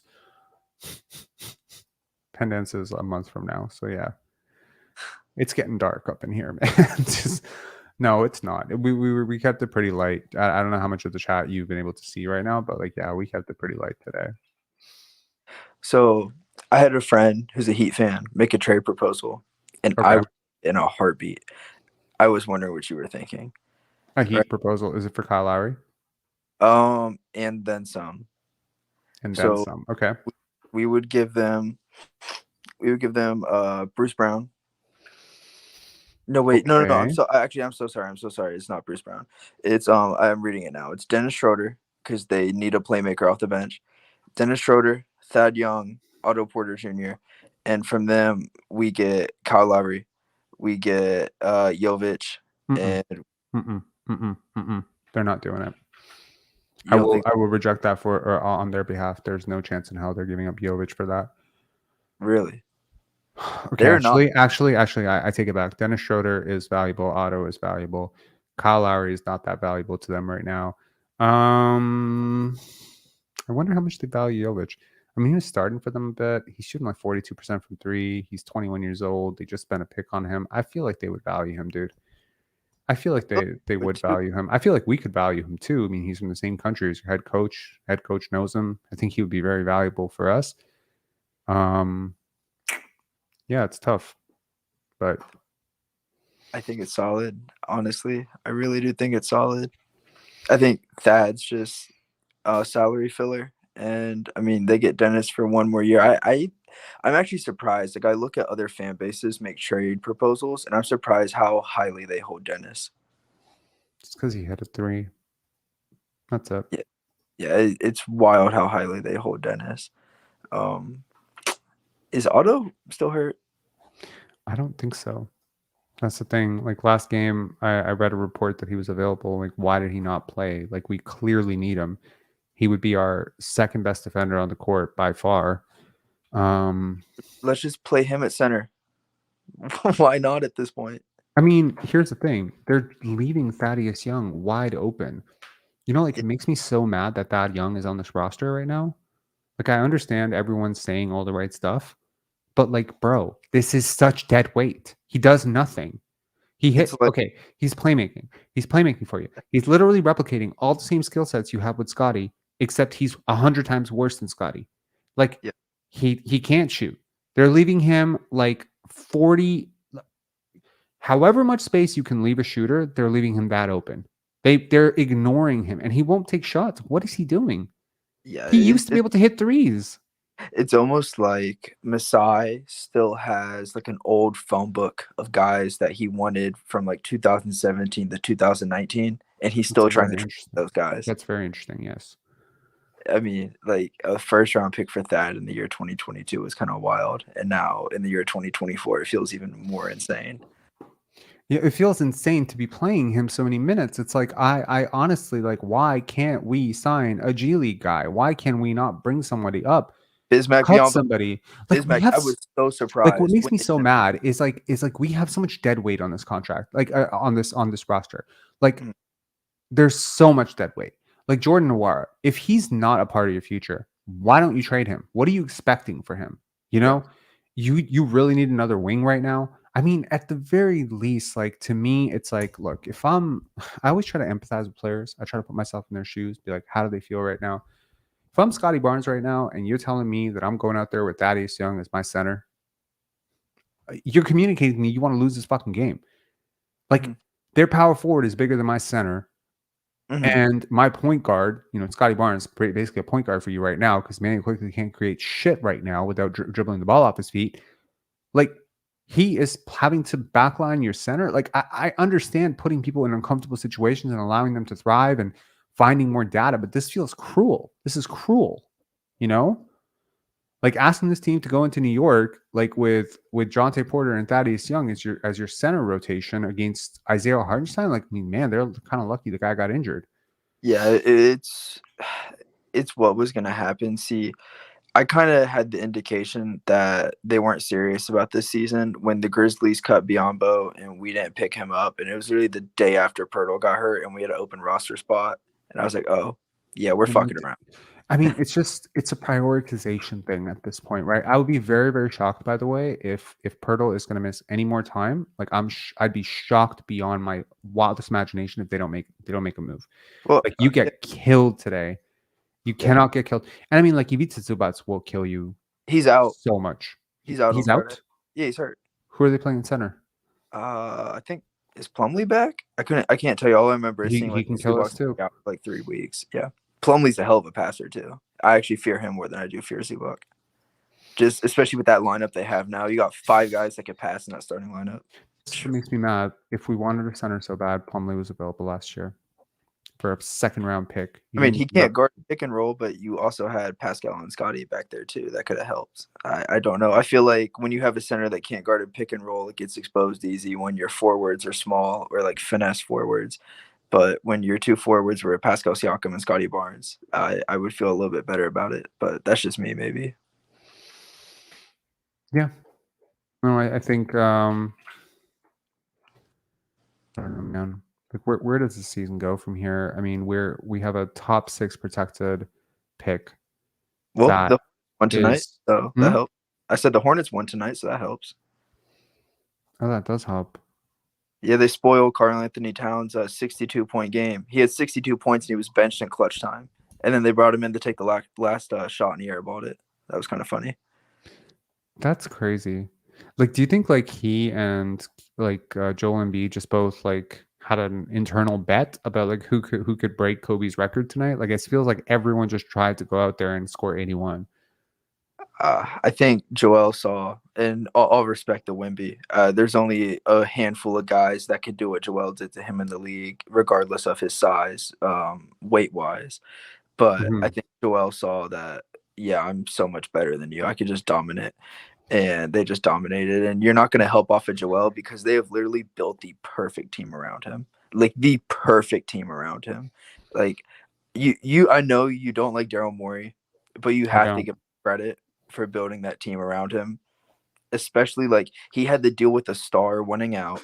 Mm-hmm. I mean, and he just said, okay, that's fine. And he didn't even get the deal he wanted for that star because ownership said, no, you're taking this. And he had to take what the Clippers gave him. I mean, I think he's done an amazing job with what he's been given and built the perfect team around Embiid. Like, the team they have around Joel right now is the team I want them to build around Scotty. That'd be beautiful. Isn't it kind of the team they are building around Scotty? They're trying to. They're IQ, maxi comp, even though IQ doesn't like it. That's what they're trying to do. I mean, it's just shooters galore. Like, everybody shoots. The only other guy that gets consistent playing time that doesn't shoot is Paul Reed. But, like, I mean, he's still like 30%, 33% from three. It's not like he's a non-shooter. Yeah. It's a beautiful team. Yeah. I think it's a good team. I don't think they're going to win the playoffs. I think they're going to get smacked. I hope they get smacked. I don't like them. I hope they get smacked too, but I feel like this is the best team they've had second best team that they've had in the Embiid era. The first best team got beat by Kawhi Leonard back in 2019. Alexander B. Chris Finch called out his team, calling them immature. They disrespect the game of basketball, claimed Cat was hunting big numbers. Ooh. Good for you, Chris Finch. I adore coaches doing that. And I do not like players stat padding. Pissed me off all last year when Fred and Pascal did it. More so Fred than anything else. But yeah, I can't stand stat padding. Like the guy who's got that, triple double and he's hunting that last assist and he's overpassing. That to me is like, go fuck yourself. Like, if you do that, you never play on my basketball team. Like, if I ran a basketball team, I would cut you. It is disrespectful. If you're someone who believes in the game, it's different. Anyway, I really liked Finch when he was in Toronto. I thought he did great with the defensive. Capital Gain saying Nurse would never. Exactly, because Nurse is literally in the guy's ear saying, go get 70. That's the difference. Yeah. Anyway, man, any final thoughts when it gets to the post game? Yeah, my fault for taking so long. No, it's not your fault. I was literally trying to download it for like 15 minutes. You helped me vamp. Yeah, I mean, it is what it is. I mean, it is what it is. It's going to be what it is. At the end of the day, it is what it is. As they say, life is long. Yeah. There was a great quote. I know you don't watch football, but the Bills had a heartbreaking game. And Josh Allen, who's a quarterback for the Bills, came out the next day and he said, well, we all woke up this morning, didn't we? Yes, we did. We all woke up this morning. I mean, some of us didn't. There are millions. Unfortunately, there are millions and millions of people who died. Wait, that's not true. There are at least thousands of people who died yesterday, and to those, I would say, rest in peace. All right. Okay. On that note, Lane, thanks a lot for calling in. Appreciate it, bro. Yeah, have a great night, man. Cheers. Yeah. Okay, while I load this up, let us give a quick word to our sponsor, the Pendance Film Festival. I am really, really excited about Pendance because we're really, really getting close to it. And yep, we have our venue picked out. We have our volunteers starting to get ready. Passes are going off. It's cool, man. Garth saying, Rob's killing my sleep schedule. I apologize, bro. Word from our sponsor. The Pendance Film Festival is happening February 22nd to 25th. It is a celebration of international films. It is a brilliant film festival in its 7th season. Prior to the COVID pandemic, it was the fastest growing film festival in the world. What is my affiliation with Pendance? What are they paying me to say this? Well, I am Pendance. I'm the festival director and founder of Pendance. It is my baby. And if you love great films, if you have a film lover in your life, this is a worthwhile event for you, happening in downtown Toronto at the Carlton Cinema, February 22nd to 25th. Make sure to check this out. Link is in the description below for tickets and passes. Tickets will go on sale soon. Passes are already on sale. Let's get to this. It's up there where the guys were again a little bit tentative and not really well connected, and that might have gotten a bit of a hole. Oh, that was not moments. That was a big part of the especially like first half. We were not connected offensively or defensively. Everybody's were like kind of like walking on eggshells, and start of the game, all the turnovers that we had is the question of focus, and it's the question of like bringing that effort to the game. So that was lacking for the start of the game. We tried to find that groove later in the game, but not enough to make a comeback. These guys are afraid to do too much, a little bit, or a little bit tentative that way? I don't know. Like I'm not sure what's behind it, but we are always talking to guys to be aggressive and to play off of each other and to make right reads. And in order to play that way, you need to be aggressive. You need to be ready to shoot the ball and drive it. And and we just from the start of the game we let our guard down. Darko, obviously it's a big change after Siakam was traded away. How do you feel the team is evolving or changing after that trade? I mean, it's just the start. It's just the start of the process, and good thing over here is that we're gonna have 3 days without games, an opportunity to really practice and try to get on install offense and defense as much as possible, and try to get guys on the same page as much as possible in short amount of time. I believe in talent of this group, and I believe in our players. We just need to be more intentional behind everything. Jonte didn't play in the second half. Was that just the injury from the first half, or the decision to go? My decision not to play him in the second half. We went small because the Jaren Jackson was out, the stretch there as well, and then I thought that Ted gave us a good punch there in the second half. When it comes to that practice over the next 3 days, installing stuff for guys, is there anything at the top of the hierarchy or at the top of your to-do list that you want to get this team doing? For sure. Just like to be better organized on offensive end, that we know who is in what spots, what are we running, the play calls. Like a lot of times, like if you don't call anything, we're just randomly playing basketball out there. And I want us to be unpredictable, but I don't want us to just random play basketball. So we'll need some time to work and install and understand where guys need to be on the court and how to play off of each other. I thought that Scotty did some really good stuff on the post-ups and creating off of that. But we need to watch film. We need to get better. We need to put the work in. This is just the start of the process. Has it been really helpful? You guys run a lot of delay with that. A lot of players just know that. Has it been really helpful to just be able to throw him out there and initiate that in the in-between stuff? For sure. But Ted is doing a good job of connecting and finding guys. But we need to get better of reading how defense is guarding us when they're switching go ball screens. We're not switching. When we need to go into tight curls. When we need to pop back for a shot.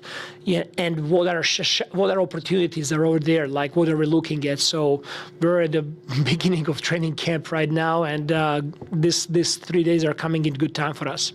You mentioned before the game you wanted to get Immanuel 8, 9, 10 3-pointers a game. I'm sure if you've told us that, you've probably told him that.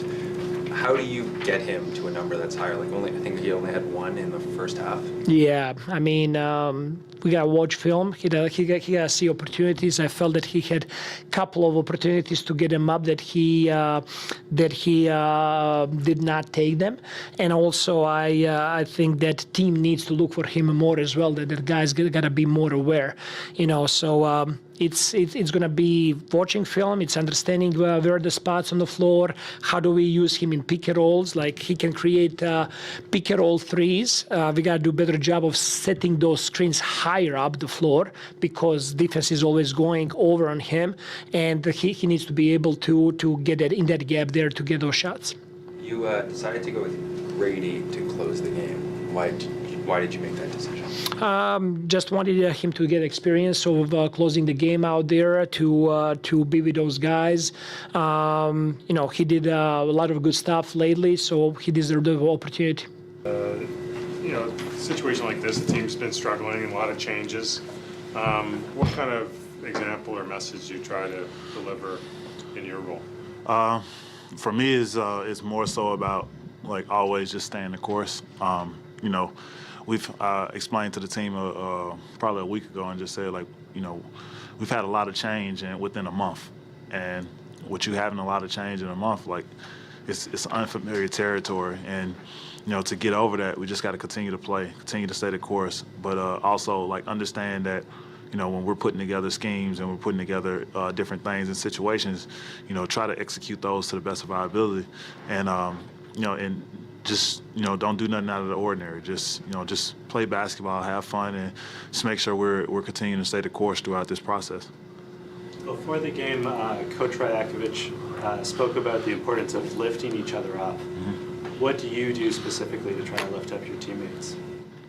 Me personally, like, I'm always just in guys' ears, just talking to them, just saying, you know, it's gonna be okay. Hey, you know, this is what you need to do. Like, just giving them trying to give them the cheat sheet, really, just on like how, you know, we have a lot of young guys, so how, like, I've continued to have this longevity in the league and continue to play, but also, you know, just making sure that, you know, they're never getting too down on themselves. You know, we have a lot of guys that, you know, they get down on themselves, or they're really, really hard on themselves. And for me, you know, I'm always trying to, you know, get to the next play. You know, just making sure that, you know, I'm uplifting the guys and making sure I'm keeping everybody positive. And the same thing with Garrett. Garrett does a great job of it as well, you know, of just keeping guys positive, keeping guys' minds into the game and not letting them worry about the plays that happened before. You had a pretty solid performance today off the bench. What was working for you? Just playing off Scotty. You know, I know that, you know, Scotty's going to get a lot of double teams and a lot of guys that's going to try to, like, you know, take the ball out of his hands. So just, you know, playing off Scotty and just letting him make the reads and letting him make the plays, getting him the ball as quick as possible on mismatches and, you know, forcing the double, and, you know, just playing off him. You know, I try my best to just, you know, play off the guys that I know is going to, you know, get, you know, certain looks and it's going to take, you know, other guys with them. Veterans can oftentimes be considered like the bridge between the coaching staff and the younger players. Dealing with Darko and kind of being able to convey his messages to the rest of the roster and be that bridge, what's that been like so far this season? I mean, you know, we have such a young team, so, you know, when having young teams, excuse me, when having young teams, you have young minds, and those young minds sometimes can let things creep in, but, you know, with having somebody like me and Garrett and, you know, OP on the team, you know, we're able to kind of, like, you know, relay those messages from the coaches and make sure guys are staying in line with what we want to do as a team. And, you know, the good thing is, you know, with having those young minds, they're very, very respectful. You know, you have a lot of guys that respect us because we have a lot of time in this league. We've seen it, we've done it, and we've been in the position that they've been in. So they respect us a lot and they listen. And I think that's what kind of keeps us in check with, you know, what we're doing and in the schemes and what we're doing in the process of, you know, trying to get better as a team. You obviously spent a lot of time in Philly to start your career. I don't know if you saw him beat at 70. Yes. I mean, it's the Sixers record. Yeah, I mean, it's crazy.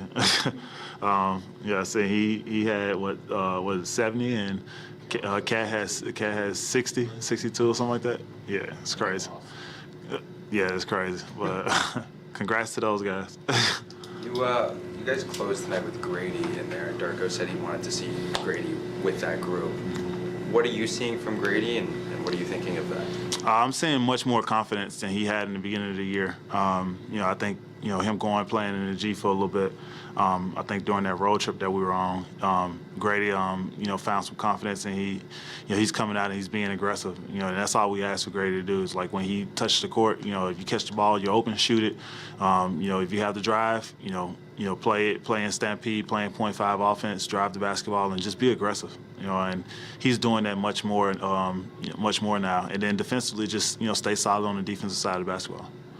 If you spoke to him earlier in the year, when we spoke to him earlier in the year, he's talked about how his confidence was never going to waver. Mm-hmm. But is that something that you kind of see if shots aren't going down and now you see something's changed there? I just think, like I said, his aggressive nature and his aggressive level is peaked up a little bit. And when you have guys like Grady coming in, as a rookie, you're gonna have a lot of opposing teams that's gonna try to take advantage of the opposing team's rookies. So, for him, it's about taking a stand and just making sure that he's being solid on both sides of the basketball. And I think he's starting to do that. By definition, young players who are really, really good haven't lost much in their career just because, they've played for their college or high school and that makes them good. How, with Scotty, how do you impart the wisdom that, it's going to be okay, as you said, but also, people are looking at you as the guy on this team and it's important what you're giving off? Yes, Scotty's special. He's beyond his years. He's very wise. He's very smart. He knows how to play the game of basketball. He knows how to pick apart opposing teams. He knows how to use his God-given abilities. So Scotty's kind of like a different breed. He's one of those guys that you don't have to tell him much. But he listens and he puts it in his membrane. He computes everything, and he takes it into the game with him. And he does a great job of just playing basketball, just playing the game and playing to the best of his abilities. So, you don't really have to say much to him, but he does respect certain guys who's been in the league for a long time, and he listens to the things that we're telling him, and he just tries to get better each and every day.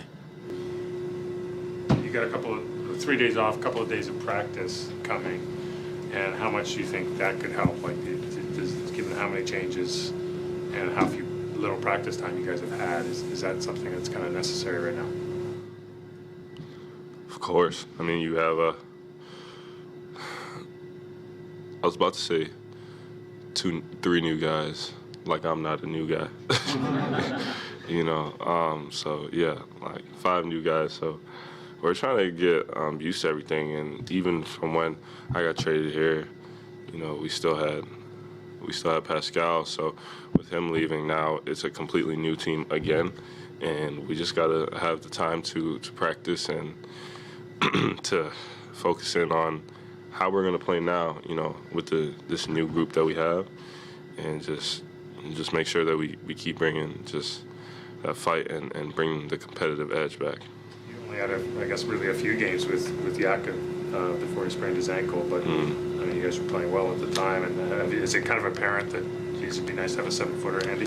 He's a game changer, man. Of course, having a 7-footer there changes the whole game. It changes the other team being able to drive and finish, and things like that. Having that rim protector there, also the rebounding, So we're missing him, but just gotta try to figure it out until he gets back. We have guys. We have enough guys to win. We just gotta figure out how to do that. Since coming to the Raptors, you've been scoring the ball a lot. You've been shooting much better at the rim. A lot of your playmaking reads have been really advanced. The process looks really, really impressive. Is there anything you've changed remotely since arriving here that is a cause for that? It's just I didn't change a thing. I didn't change a thing. It's just, this is who I am. This is how I play, and I'm thankful for the opportunity to be able to showcase that, and just the offense that we have, a lot of cutting, a lot of moving. So yeah, I'm able to be myself. You've only been here 3 weeks. Does it feel longer, shorter? It's been an intense, emotional 3 weeks. Definitely does not feel like 3 weeks, but yeah, the road trip made it feel longer than what it is.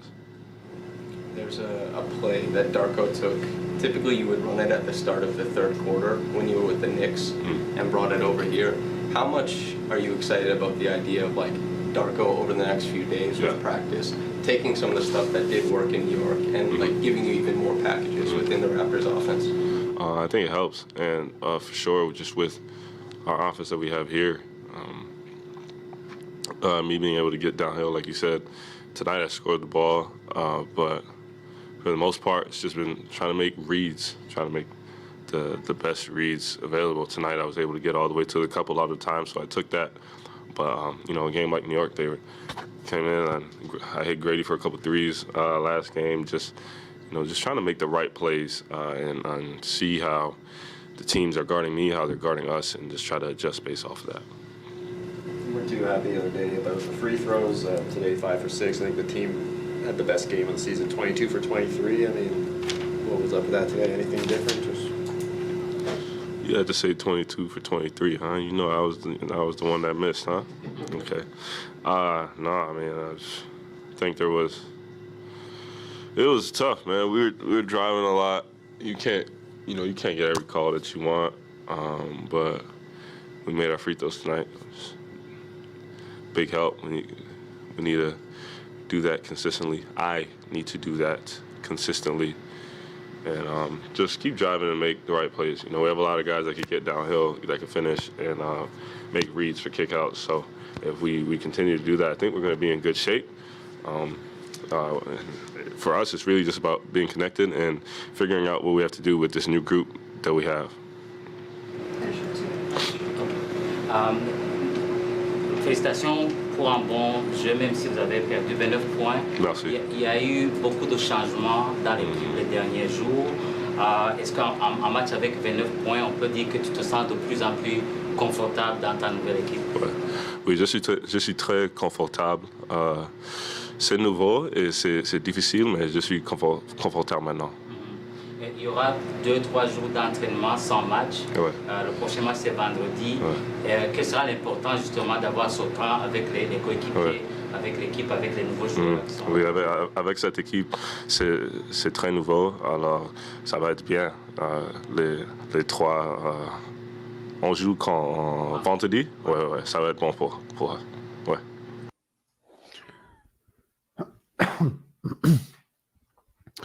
All right. If there are no more calls, I'll give you my breakdown on what I heard and we'll call it. I loved it.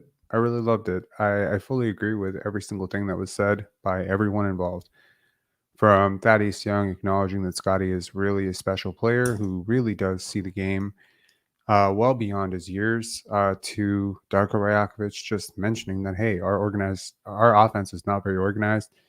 We are implementing a ton of people into this lineup. Bruce Brown, Immanuel Quickley. You're really kind of playing without a point guard. I think Scotty's probably the closest thing naturally to a point guard. And he's kind of just like cutting into the post. And you kind of understand why Darko Rajakovic has been playing Dennis Schroeder as much as he has. He's not a long-term solution at all. He probably is on another team within a month. I hope he's on another team within a month. But naturally, at some point, you're going to force Scotty and Immanuel Quickley to become playmakers. I do buy the part where they say that this is a team that needs like a training camp, and they're not going to have one. If they could pause the season, just forfeit the next 2 games or whatever, and just literally go off into the woods and learn how to play basketball together as a team, these guys together as a team. You don't understand, like, what just a couple of weeks ago, we were seeing a ton of Dennis minutes, right? And a lot of us were complaining, why is Dennis still playing 35 minutes? And this is why, because you weren't trying to convey to the league that you were just going to be this bad, because I think your trade negotiation position became so much worse. The more you lost, the more other teams could lowball you in OG and Pascal trades. Naturally, I would love to see what offers they had available to them from Indiana and New York in the offseason, because if they held off and these packages were available back then, I don't think Immanuel Quickley would have been available to you back then, but you might have been able to get RJ Barrett and like a couple of first-round picks even in the offseason. And then, of course, there's the value for the Knicks and the Pacers to be able to implement those guys earlier and get more of them. So, yeah, it feels like the Raptors really valued coming into the season and seeing what this looked like. And you gotta look at what it looked like, and maybe you got some very useful data. And of course, what Masai Ujiri said in his presser, which kind of went, people talked about it, but I don't think they talked about it enough, which is he said, I wish I could have seen this jump that Scotty was going to take. I think Scotty Barnes had a pretty good game tonight. It wasn't perfect. Certainly, he could be better for sure. I think the shot making will come around again. This is a bit of a cold stretch.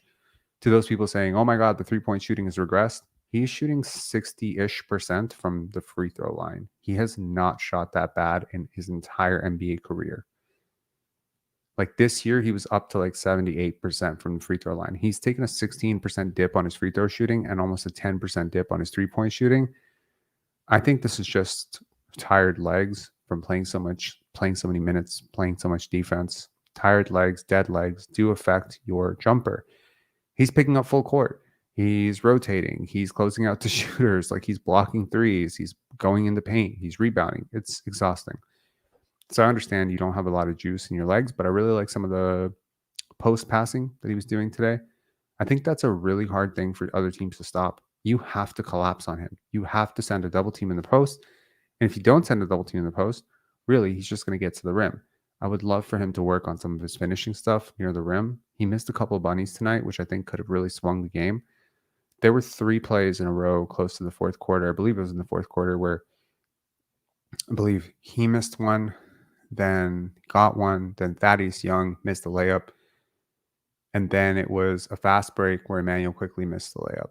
And it's just like the game was right there. I'm not saying they would have won, but like they could have closed the gap to like 4, and then who knows what could have happened, right? So it's moments like that. I fully agree that the offense did not look organized tonight. The defense definitely, if you're going to play this way on offense, man, you need guts on defense so that you can turn them over. And tonight they turned you over. And despite the fact that they turned you over so much, they didn't get too much out of it. So, that's just the consequences of playing against a bad team. But man, you do this against a good team, you get blown out by 50. So good win for the Grizzlies, obviously. To those of you saying tank, as much as I would stand with you, I don't think this team is capable of tanking. I think you need to look at some of the teams ahead of you and just say, how bad is that bad? And it might just be too late. And I don't think the Raptors would necessarily want to go into into the draft lottery as the 6th worst team with a 50-50 split on, okay, either we lost the season. I don't think they're thinking about tanking at all. I think they're going to try to build good habits, and they're going to roll with the punches, and they're not going to sweat too much. And as much as fans, myself included, I'm one of you, will be super pissed if they convey the 8th pick, 7th pick, 6th pick. No, they can't convey the 6th pick. I'll be upset if they convey the 7th pick, 8th pick, 9th pick. Of course, just it's a human nature thing of like, oh no, we could have used that. The Jakob Poeltl trade just got worse, et cetera, et cetera. But it's almost like the Monty Hall problem where like you need to factor this variable out. You just need to stop thinking about it. Yeah, you don't have a draft pick. Yeah, it sucks. It took some flexibility off the table for you. For a team that is so obsessed with flexibility, to lose the flexibility to tank in a year where you could have been potentially bad, man, this is so many miscalculations for the Raptors. The only thing that would make it worse is making some crazy win now move for veterans. That would make it much worse. I'd much rather that Grady gets the reps right now, that Scotty gets the reps right now, that RJ gets the reps right now. I like that Darko's kept it positive, and just said, look, this is just the beginning. This is what's happening out there. Our compete level, our organization needs to be better, et cetera. And honestly, when you don't believe in what you're doing, you come out playing the way the Raptors did tonight. They don't really believe in what they're doing because they don't know what they're doing. And there are a lot of players that are in transit right now. Let's call it that. They're in transit. They can be moved. A guy like Chris Boucher, probably. in a normal night probably swings the game for you tonight. You know, he comes in, he hustles hard, he runs the floor, he makes a couple big plays, and boom, you know, the crowd is in it. I feel bad for anyone who attended the game tonight. If you're one of those people and you're watching this now, please understand I empathize with you so hard. I was looking at a Facebook post today. Somebody was auctioning off tickets to this game specifically, and they were pretty decent tickets. And I think the bid was like $195 for 2 tickets, and I'm just like, that's still a waste. I don't mean to be rude. I'm not saying don't support your team, but it's like they're going to have to really adjust people's expectations right now. This is not a lost season. You can build a lot of good habits. Continuity matters. You play for something. You chase the play-in. You know, you don't make it, you don't make it. If you do make it, great.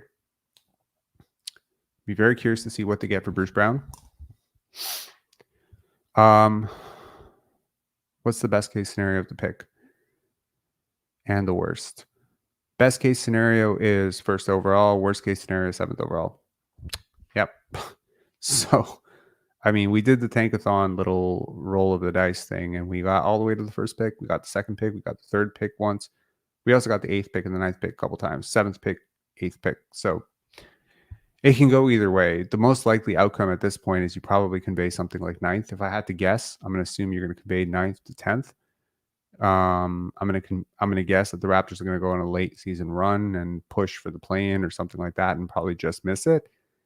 But hey, you make it to 10th or 11th, you're in the play-in. Congratulations, probably or close to. You're in the play-in, and you know maybe you get a game, maybe you get one game to prove it, and then who knows? Like if you gel at the right time, the whole play-in situation was created just for this. It's for teams like the Raptors right now, who would under normal circumstances be completely out of it, to still have something to play for and to push for.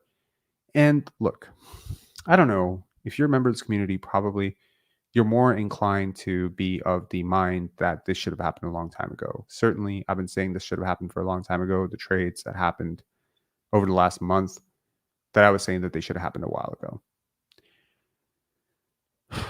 But I will say this. Scotty is absolutely a player who's worth building around. You saw bits and pieces of it tonight. You'll continue to see it going forward. He's 22 years old. Pascal Siakam could not have dreamt of doing this at 22 years old. There have been thousands of players in NBA history. I can think of 100 that could have done what he did tonight at the age of 22. There just aren't a lot. Okay? So enjoy the ride.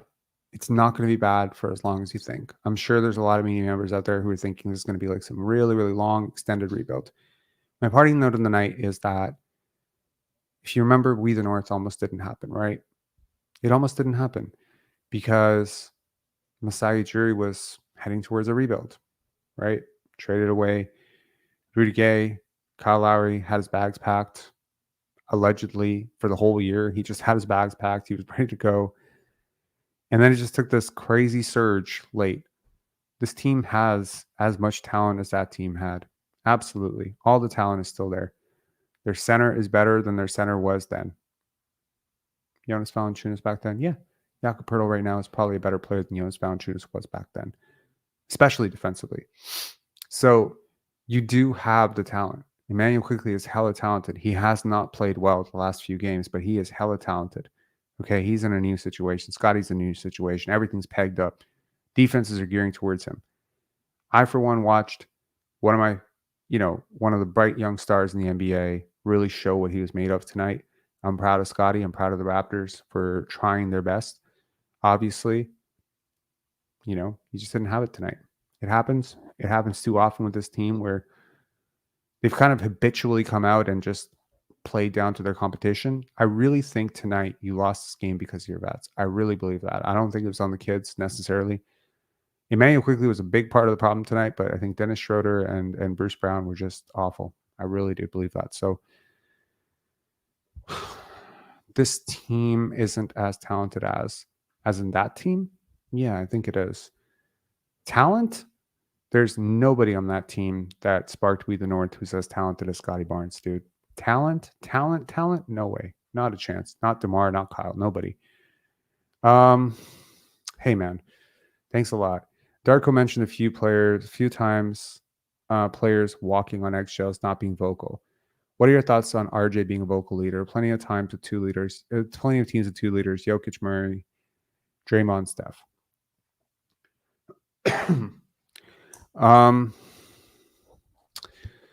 I think RJ has an interesting personality. I think he gets, Thaddeus Young talks about players getting too down on themselves. I think RJ is a player who plays with a lot of pressure. I'm looking forward to seeing him 2-3 months into the Darko system, right? Away from Tibbs into Darko. I think it's a more naturally suited personality type for him. And hopefully over some period of time, like you'll see a swagger to him come back, right? He does play with confidence, which is really good. And Grady's starting to play with confidence, and Scotty's starting to play with confidence. These guys just need to get out of their own heads. They need to stop feeling the pressure. They need to stop feeling like they're against the refs. They need to stop feeling like the weight of the world on their shoulders. You can feel it when they're playing. You can feel it. Every mistake, every missed shot, they're hanging their heads.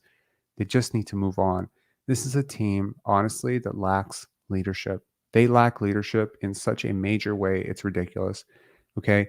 And while I would love to just peg the blame on all the old guys, I'm sure they're trying their best, right? But it's up to the guys who are actually playing, right?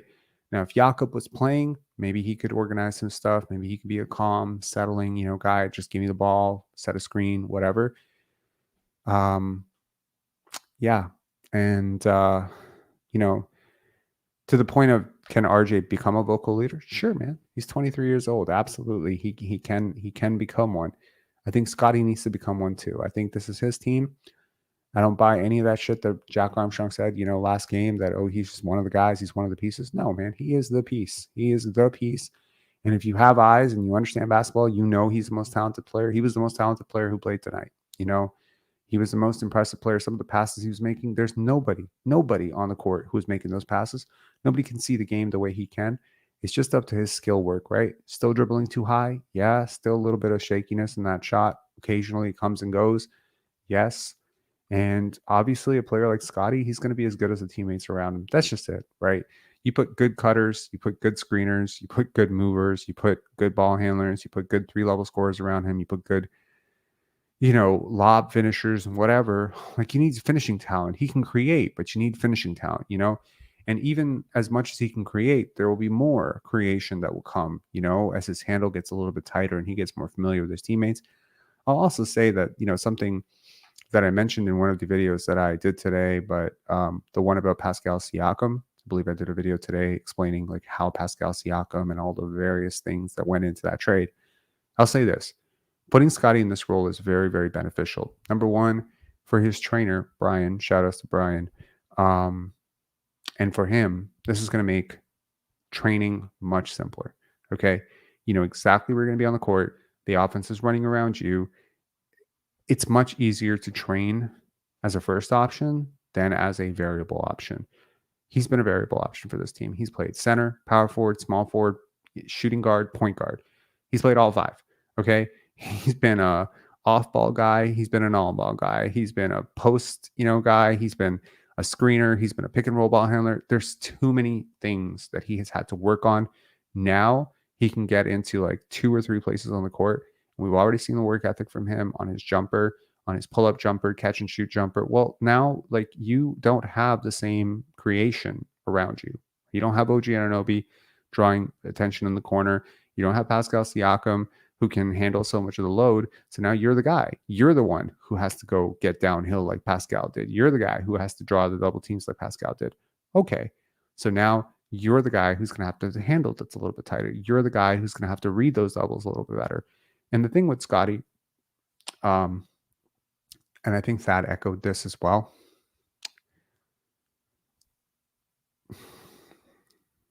How do I explain this? I want to explain this in a very succinct and poetic way without going too long on this, and I'm already edging on 2 hours. Okay, here's the thing. I was obsessed with chess as a kid, right?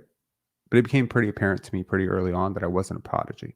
I wasn't some kid who was like ascending to be Bobby Fischer. Okay, as much as I would have loved to be, that wasn't me. That wasn't how it was going to be. That wasn't my brain. That's not how I saw a chessboard. There was a kid I remember, his name was Andy. And I think we were in grade 7, grade 8 at the time. Went to chess clubs, with our elders, whoever was bringing us, uncle, aunt, grandfather, who would bring us. And I remember just how rapidly he accelerated his learning curve. Like he could play one game and he can get burned on one move. And that was the last time you were ever going to burn him on that position with that piece ever. It was never going to happen again. He was going to see it.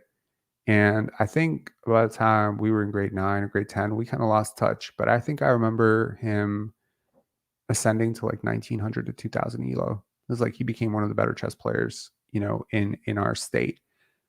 And that's just it. He had a special brain for chess. Some people have it, some people don't. I have a special brain for certain things like writing and stuff like that. And I can tell you there are things that I will do like once or twice, and my accelerated learning curve is like insanity. Like people will look at me and be like, 3 months later, I'm where someone will be 5 years later. You know what I mean? It happens with certain things. For Scotty, that gift is basketball. Okay. So he's seeing situations right now that are so unfamiliar to him. You have no idea. He never saw this at Florida State. He didn't see doubles and triples at Florida State. He was playing 24, 25 minutes a night, coming off the bench half the time. Like he didn't see this. He didn't see this as a rookie. So this pressure, these looks that Cade and Jalen Green and these guys have had being the guy on really bad teams, he's never seen these before. He's seeing them now, okay? And he's figuring them out in real time. And sometimes it's going to look real ugly, like he's going to have 5 turnovers or whatever. But man, like he's figuring it out. Like you can tell game to game, there's like a moment where he screws up on one play, the next game it gets fixed. So I for one, am just looking forward to the ascent, the rise of Scotty Barnes. It's going to be beautiful. If you're a Raptor fan, hold faith. Okay. If you're one of those people that just like checks out of a season because your team's losing a lot, like I get it. That's not for me to judge. But for me, it's like I've watched this team rebuild around flawed stars for a long time. Been a Raptor fan through the Chris Bosh era, and I was like, you're building around a guy who's not him. So you're giving him all these reps right now being the guy. And at the end of it, he's not going to ever be the guy. If you're going to win championships, Chris Bosh is not your man, right? And therein lies the point. You need to give your first options, who are championship first options, don't grow on trees. There's like 5 of them in the league at any given time, maybe 7, 8 max in a very talented league. Scotty's one of those guys. He will be one of those guys very soon. And I don't think this guy's going to lose forever. I think by next year, you're going to be a very competitive team. Maybe you push for 7th, 8th next year. And then maybe the next year after that, you can push for 3rd, 2nd. But this is going to be a slow rise, but it will come. This is not a team that is going to toil at the bottom of the standings for years. It's not going to happen. I promise it's not going to happen. If it happens, come back. I'll send you money if it happens. Like 2 years from now, if the Raptors are missing the playoffs and shit, I promise. Like it would take so many injuries and so many miscalculations and so many things going wrong for it to happen that I'm very confident in saying, touch wood, it will not happen. This team intends to be good. Scotty Barnes is a very good player. Rejoice. Okay.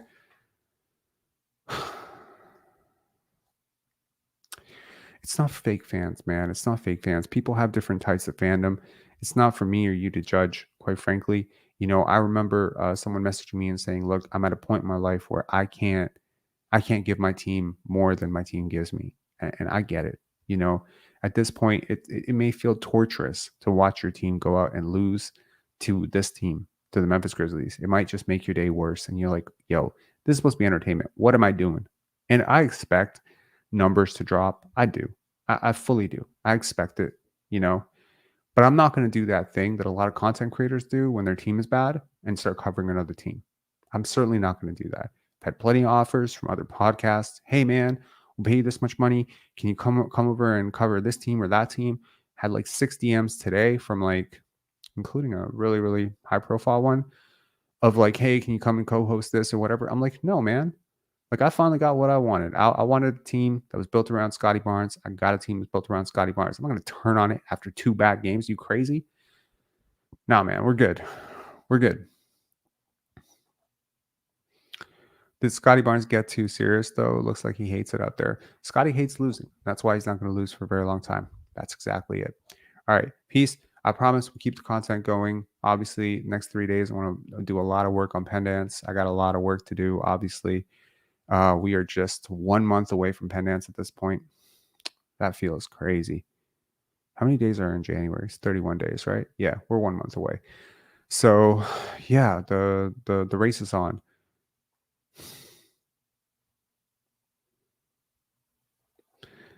Sorry, Rob, after February 29th, I wouldn't be able to keep the same bed schedule. I'll always hit that like the next morning. Appreciate it, man. I appreciate it. No, they weren't. Hit the like so close to 8K. Yeah, I hope I wake up tomorrow and we have 8,000 subscribers. But yeah, this month has already been phenomenal from a content creation standpoint.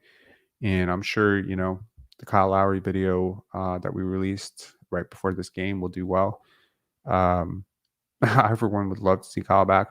I'm sure we'll have a lot to talk about over the next couple of weeks. There's plenty of draft picks to talk about. There's prospects to talk about. There's trades to talk about. And yeah, man, like if you want to, yeah, just because the team loses, that doesn't mean like we just all duck out, right? So keep the faith, but keep it realistic. Keep some patience. It's not going to happen overnight, but it is going to be better. I promise. It will get better. It will get much, much better very quickly. And then you're going to have very big highs. You're going to have a Scotty Barnes 40-point, 50-point game. You're going to have an RJ 25-point game. You're going to have Immanuel Quickley hitting 10 threes in a game. And it'll all be really exciting really soon. I've learned throughout my life that sometimes doing the difficult thing is difficult only for a while. Breaking up with that, that girl that's just not right for you, it sucks for like the first month. But you know what? It gets better. I remember, wow. There's sometimes the Raptors, like they lose a game and it just makes you like real existential, have an existential crisis. I do remember, it was February 3rd. Yeah. It was like February 3rd, 2019.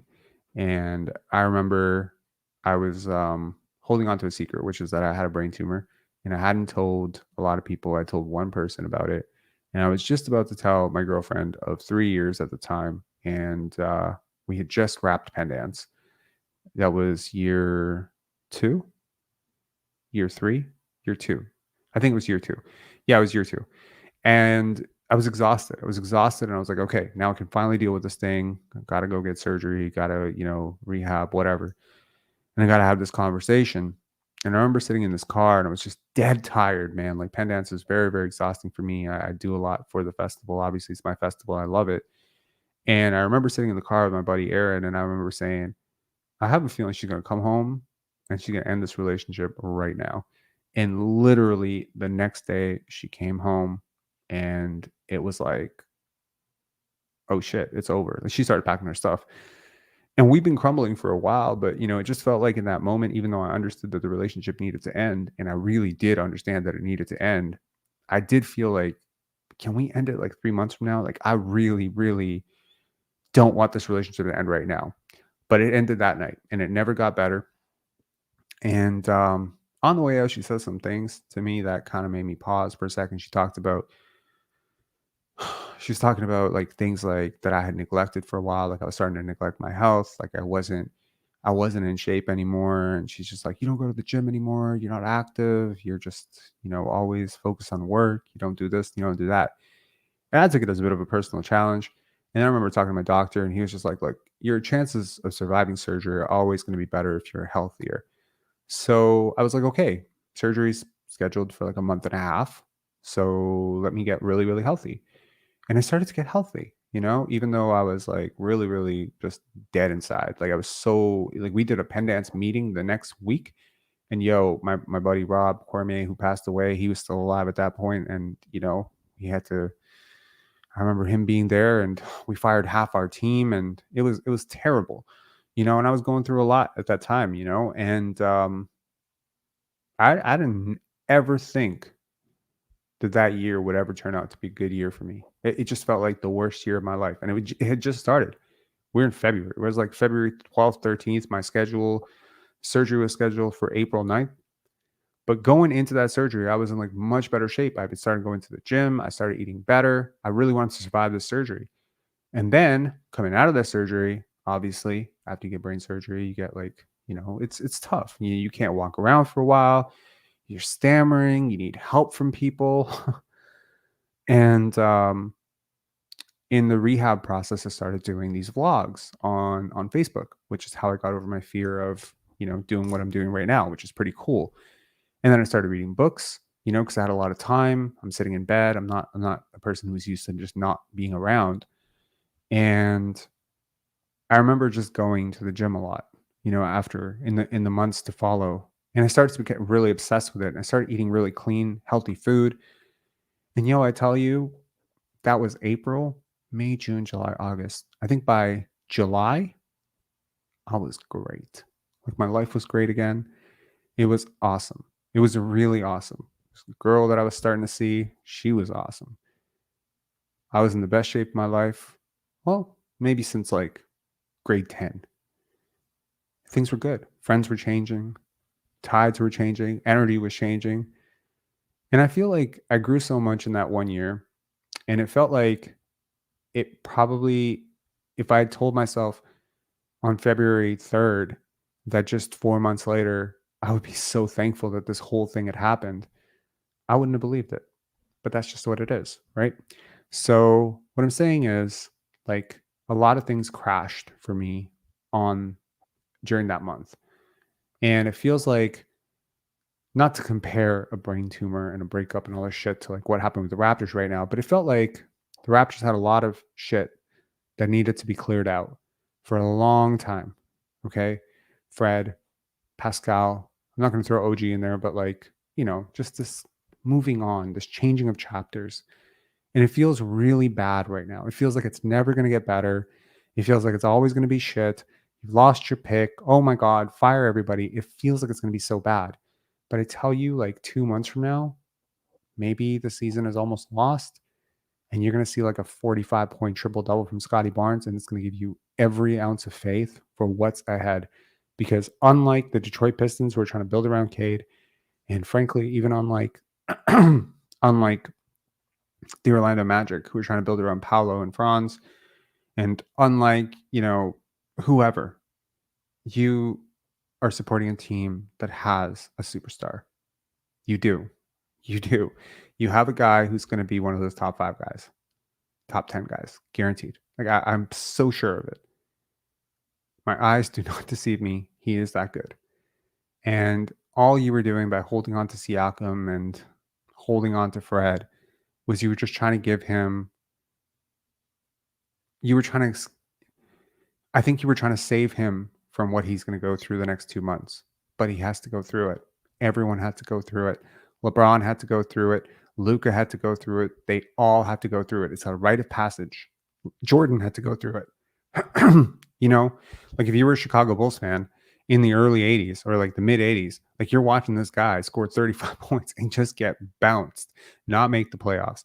Make the playoffs, get bounced in the first round. Make the playoffs, get bounced in the second round. Put up 62 points, still lose the game. You were watching it and you were just like, my God, it's never going to get better. And then eventually it gets better.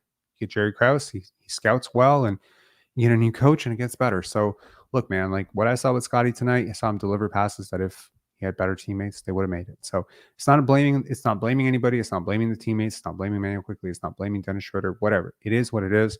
You're going to have a better team around this guy. You have future assets. Last I checked, those 4 draft picks that you got, they're not on your team right now. And if you wanted to dangle those 4 assets right now, you could probably get a hell of a player on your team. So what I'm saying is, Darko Rajakovic was, if there was a chain for losing a game, it goes to Darko Rajakovic tonight because he kept the press conference very honest. In my opinion, he said the right things. What he's saying is correct. In my opinion, it is correct. This is going to be a very important 3 days for this team. They need to just emotionally process what's happened here. RJ Barrett, Immanuel Quickley, they're not Knicks anymore. Do you think they've fully had a moment to just process that? Sit at home, wake up in their bed, be in Toronto and just be like, I'm on a team that sucks and I'm one of the main 3 guys. Have they had that moment to just process that? This will be a very interesting 3 days. Good luck to this team. And, good luck on Friday. I'm looking forward to it. It'll be a hell of a test. The Clippers are a really, really good team. A lot of people are picking them to win the championship. Kawhi Leonard has been awesome. Scotty Barnes against Kawhi Leonard. It's going to be past against future. And I think that's a game that Scotty can get up for. Yeah. Have a good one, guys. Peace. Have a good night. I'll enjoy. If the Twitter space is still happening, I think I'm going to go walk my dog and listen to the Twitter space right now. So, yeah. Talk to you guys later. Peace. Oh, and definitely hit subscribe if you're one of those people, and like the video. It helps it get out to more people. Please let me wake up after this loss tomorrow to 8,000 subscribers. That would be awesome. Cheers.